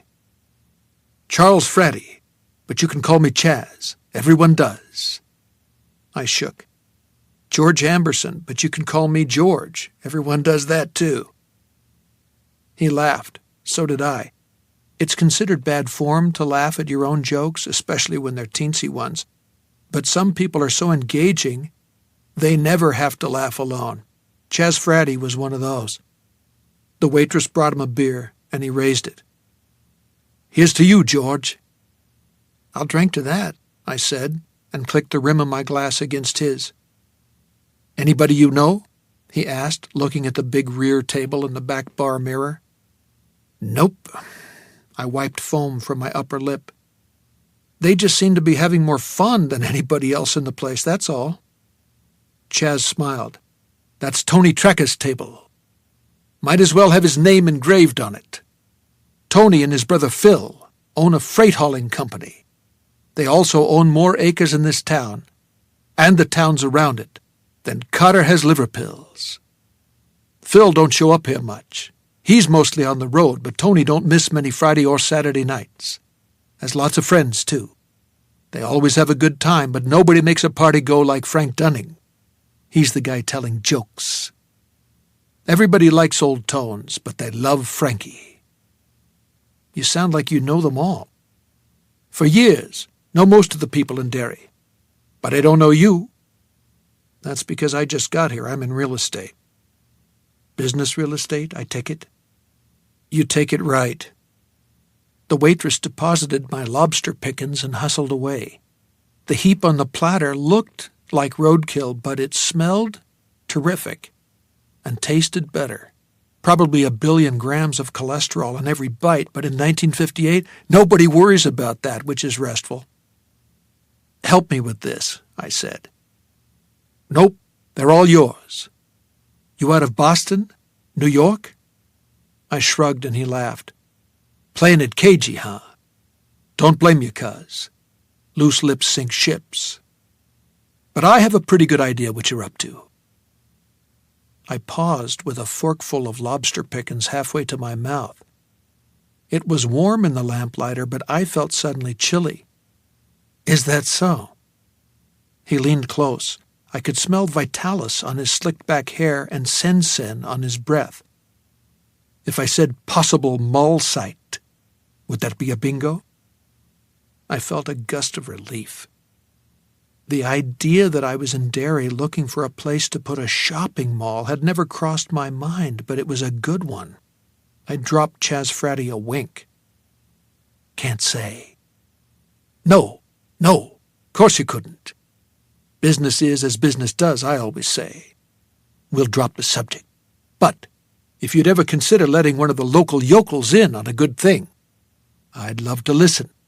And just to show you that my heart is in the right place, I'll give you a little tip. If you haven't checked out the old Kitchener Ironworks yet, you ought to.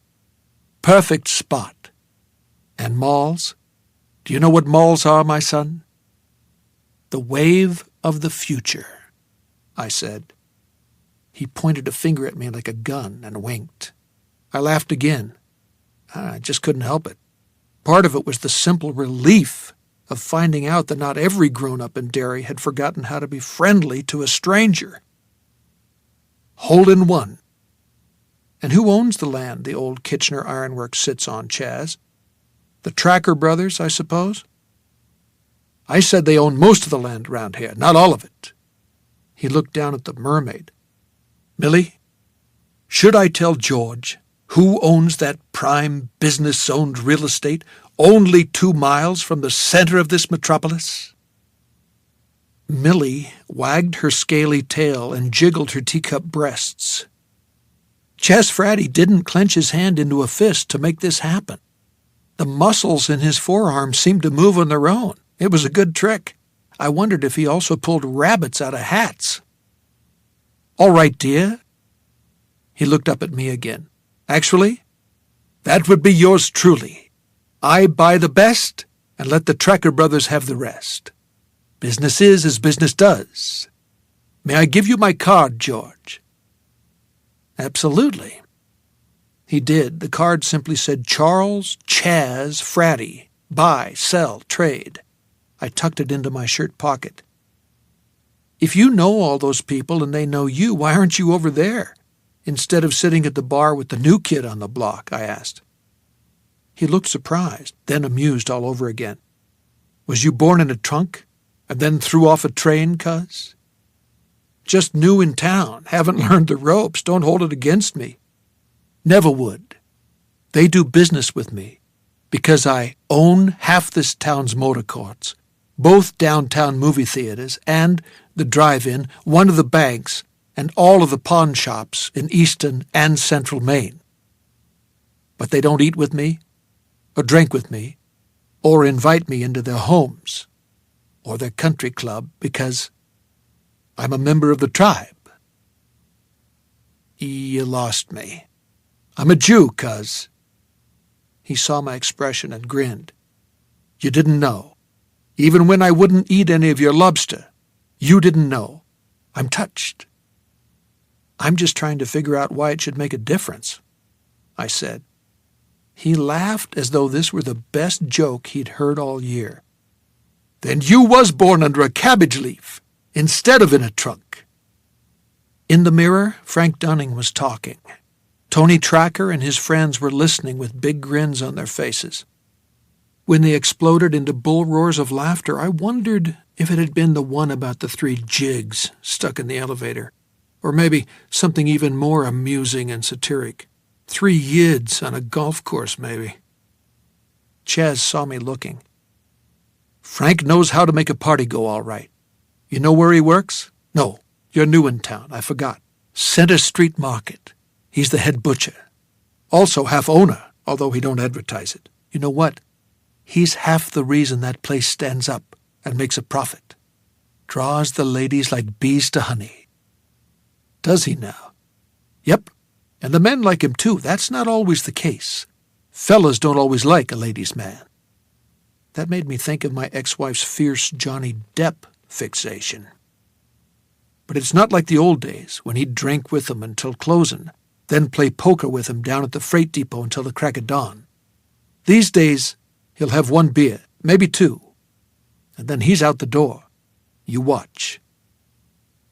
It was a behavior pattern I knew about firsthand, from Christie's sporadic efforts to control her booze intake rather than stop altogether. It would work for a while, but sooner or later she always went off the deep end. Drinking problem? I asked. Don't know about that, but he sure got a temper problem. He looked down at the tattoo on his forearm. Millie, you ever notice how many funny fellas have got a mean streak? Millie flipped her tail. Chaz looked at me solemnly. See, the women always know. He snuck a lobster pickin' and shot his eyes comically from side to side. He was a very amusing fellow, and it never crossed my mind that he was anything other than what he claimed to be. But, as Chaz himself had implied, I was a bit on the naive side, certainly for dairy. Don't tell Rabbi snores a lot. Your secret's safe with me. By the way the men at the tracker table were leaning toward Frank, he had launched into another joke. He was the kind of man who talked a lot with his hands. They were big hands. It was easy to imagine one of them holding the haft of a craftsman hammer. He ripped and roared something terrible back in high school, Chaz said. You're looking at a guy who knows, because I went to the old county consolidated with him. But I mostly kept out of his way. Suspensions, left and right, always for fighting. He was supposed to go to the University of Maine, but he got a girl pregnant and ended up getting married instead. After a year or two of it, she collected the baby and scrammed. Probably a smart idea, the way he was then. Frankie was the kind of guy. Fighting the Germans or the Japs probably would have been good for him. Get all that mad out, you know. But he came up 4F. I never heard why. Flat feet? Heart murmur? The high blood? No way of telling. But you probably don't want to hear all this old gossip. I do, I said. It's interesting. It sure was. I'd come into the lamplighter to wet my whistle and had stumbled into a gold mine instead. Have another lobster pickin'. Twist my arm, he said, and popped one into his mouth. He jerked a thumb at the mirror as he chewed. And why shouldn't I? Just look at those guys back there. Half of them Catholics and still chowing up on burgers and BLTs and sausage subs on Friday. Who can make sense of religion, cuz? You got me, I said. I'm a lapsed Methodist. Guess Mr. Dunning never got that college education, huh? Nope. By the time his first wife done her midnight flit, he was getting a graduate degree in cutting meat, and he was good at it. Got into some more trouble, and yeah, drinking was somewhat involved from what I heard. People gossip terrible, you know, and the man who owns pawn shops hears it all. So, Mr. Vollander, him who owned the market back in those days, he sat down and had a Dutch uncle talk with old Frankie. Chaz shook his head and picked another pickin'. If Benny Vollander had ever known Frankie Dunning was going to own half the place by the time that Korea shit was over, he probably would have had a brain hemorrhage. Good thing we can't see the future, isn't it? That would complicate things, all right. Chaz was warming to his story, and when I told the waitress to bring another couple of beers, he didn't tell her no. Benny Vollander said Frankie was the best prentice butcher he'd ever had, but if he got in any more trouble with the cops, fighting if anyone farted sideways, in other words, he'd have to let him go. A word to the wise is sufficient, they say, and Frankie straightened up. Divorced that first wife of his on grounds of desertion, after she was gone a year or two, then remarried not long after. The war was going full steam by then, and he could have had his pick of the ladies. He has that charm, you know, and most of the competition was overseas anyway. But he settled on Doris McKinney. Lovely girl she was. And still is, I'm sure. Absolutely, cuz. Pretty as a picture. They've got 3 or 4 kids, nice family. Chaz leaned close again. But Frankie still loses his temper now and then, and he must have lost it at her last spring, because she turned up at church with bruises on her face, and a week later he was out the door. He's living in a rooming house as close as he could get to the old homestead, hoping she'll take him back, I imagine. And sooner or later she will. He's got that charming way of, whoops, looky there. What did I tell you? He's a gone cat. Dunning was getting up. The other men were bellowing for him to sit back down, but he was shaking his head and pointing to his watch. He tipped the last swallow of his beer down his throat, then bent and kissed one man's bald head. This brought a room-shaking roar of approval, and Dunning surfed on it toward the door. He slapped Chaz on the back as he went by and said, "Keep that nose clean, Chazzy. It's too long to get dirty." Then he was gone. Chaz looked at me. He was giving me the cheerful chipmunk grin, but his eyes weren't smiling. "Ain't he a card?" "Sure," I said. I'm one of those people who doesn't really know what he thinks until he writes it down. So I spent most of that weekend making notes about what I'd seen in Derry, what I'd done, and what I planned to do.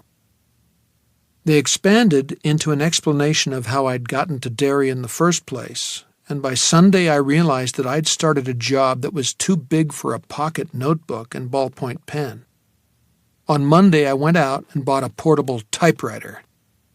My intention had been to go to the local business supply store, but then I saw Chaz Fratty's card on the kitchen table and went there instead. It was on East Side Drive, a pawn shop almost as big as a department store. The 3 gold balls were over the door, as was traditional, but there was something else as well, a plaster mermaid, flapping her flippy tail and winking one eye. This one, being out in public, was wearing a bra top. Fratty himself was not in evidence, but I got a terrific Smith Corona for $12. I told the clerk to tell Mr. Fratty that George, the real estate guy, had been in. "Happy to do it, sir. Would you like to leave your card?" Shit, I'd have to have some of those printed. Which meant a visit to Derry Business Supply after all. "Left them in my other suit coat," I said, "but I think he'll remember me. We had a drink at the lamplighter." That afternoon I began expanding my notes. I got used to the planes coming in for a landing directly over my head. I arranged for newspaper and milk delivery, thick glass bottles brought right to your doorstep. Like the root beer Frank Ansietti had served me on my first jaunt into 1958, the milk tasted incredibly full and rich. The cream was even better. I didn't know if artificial creamers had been invented yet and had no intention of finding out, not with this stuff around. The days slipped by. I read Al Templeton's notes on Oswald until I could have quoted long passages by heart. I visited the library and read about the murders and the disappearances that had plagued Derry in 1957 and 1958. I looked for stories about Frank Dunning and his famous bad temper, but found none. If he had ever been arrested, the story hadn't made it into the newspaper's police beat column, which was good-sized on most days and usually expanded to a full page on Mondays, when it contained a full summary of the weekend's didos, most of which happened after the bars closed. The only story I found about the janitor's father concerned a 1955 charity drive. The Center Street Market had contributed 10% of their profits that fall to the Red Cross to help out after Hurricanes Connie and Diane slammed into the East Coast, killing 200 and causing extensive flood damage in New England. There was a picture of Harry's father handing an oversized check to the regional head of the Red Cross. Dunning was flashing that movie star smile. I made no more shopping trips to the Center Street Market, but on 2 weekends, the last in September and the first in October, I followed Derry's favorite butcher after he finished his half-day Saturday stint behind the meat counter. I rented nondescript Hertz Chevrolets from the airport for this chore. The Sunliner, I felt, was a little too conspicuous for shadowing. On the first Saturday afternoon, he went to a brewer flea market in a Pontiac he kept in a downtown pay-by-the-month garage and rarely used during the work week. On the following Sunday, he drove to his house on Cossett Street, collected his kids, and took them to a Disney double feature at the Aladdin. Even at a distance, Troy, the eldest, looked bored out of his mind, both going into the theater and coming out. Dunning didn't enter the house for either the pickup or the drop-off. He honked for the kids when he arrived and let them off at the curb when they came back, watching until all four were inside. He didn't drive off immediately even then, only sat behind the wheel of the idling Bonneville, smoking a cigarette. Maybe hoping the lovely Doris might want to come out and talk? When he was sure she wouldn't, he used a neighbor's driveway to turn around in and sped off, squealing his tires hard enough to send up little splurts of blue smoke. I slumped in the seat of my rental, but I needn't have bothered. He never looked in my direction as he passed, and when he was a good distance down Witcham Street, I followed along after. He returned his car to the garage where he kept it, went to the lamplighter for a single beer at the nearly deserted bar, then trudged back to Edna Price's rooms on Charity Avenue with his head down. The following Saturday, October 4th, he collected his kids and took them to the football game at the University of Maine in Orono, some 30 miles away. I parked on Stillwater Avenue and waited for the game to be over. On the way back, they stopped at the 95er for dinner. I parked at the far end of the parking lot and waited for them to come out, reflecting that the life of a private eye must be a boring one, no matter what the movies would have us believe. When Dunning delivered his children back home, dusk was creeping over Cosset Street. Troy had clearly enjoyed football more than the adventures of Cinderella. He exited his father's Pontiac grinning and waving a black bear's pennant. Tugga and Harry also had pennants and also seemed energized. Ellen? Not so much. She was fast asleep. Dunning carried her to the door of the house in his arms. This time Mrs. Dunning made a brief appearance, just long enough to take the little girl into her own arms. Dunning said something to Doris. Her reply didn't seem to please him. The distance was too great to read his expression, but he was wagging a finger at her as he spoke. She listened, shook her head, turned, and went inside. He stood there a moment or two, then took off his hat and slapped it against his leg. All interesting and instructive of the relationship, but no help otherwise. Not what I was looking for. I got that the following day. I had decided to make only 2 reconnaissance passes that Sunday, feeling that even in a dark brown rental unit that almost faded into the landscape, more would be risking notice. I saw nothing on the first one and figured he was probably in for the day, and why not? The weather had turned gray and drizzly. He was probably watching sports on TV with the rest of the boarders, all of them smoking up a storm in the parlor. But I was wrong. Just as I turned onto Witcham for my second pass, I saw him walking toward downtown, today dressed in blue jeans, a windbreaker, and a wide-brimmed waterproof hat. I drove past him and parked on Main Street, about a block up from the garage he used. 20 minutes later, I was following him out of town to the west. Traffic was light, and I kept well back. His destination turned out to be Longview Cemetery, 2 miles past the Dairy Drive-In. He stopped at a flower stand across from it, and as I drove by, I saw him buying 2 baskets of fall flowers from an old lady who held a big black umbrella over both of them during the transaction. I watched in my rearview mirror as he put the flowers on the passenger seat of his car, got back in, and drove up the cemetery's access road. I turned around and drove back to Longview. This was taking a risk, but I had to chance it because this looked good. The parking lot was empty, except for 2 pickups loaded with groundskeeping equipment under tarps and a dinged-up old payloader that looked like war surplus. No sign of Dunning's Pontiac. I drove across the lot toward the gravel lane leading into the cemetery itself, which was huge, sprawling over as many as a dozen hilly acres. In the cemetery proper, smaller lanes split off from the main one. Ground fog was rising up from the dips and valleys, and the drizzle was thickening into rain. Not a good day for visiting the dear departed, all in all, and Dunning had the place to himself. His Pontiac, parked halfway up a hill on one of the feeder lanes, was easy to spot. He was placing the flower baskets before two side-by-side graves. His parents, I assumed, but I didn't really care. I turned my car around and left him to it. By the time I got back to my Harris Avenue apartment, that fall's first hard rain was pounding the city. Downtown, the canal would be roaring, and the peculiar thrumming that came up through the concrete in the low town would be more noticeable than ever. Indian summer seemed to be over. I didn't care about that either. I opened my notebook, flipped almost to the end before I found a blank page, and wrote October 5th, 3:45 p.m.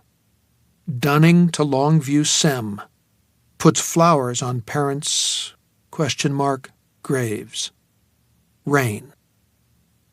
I had what I wanted.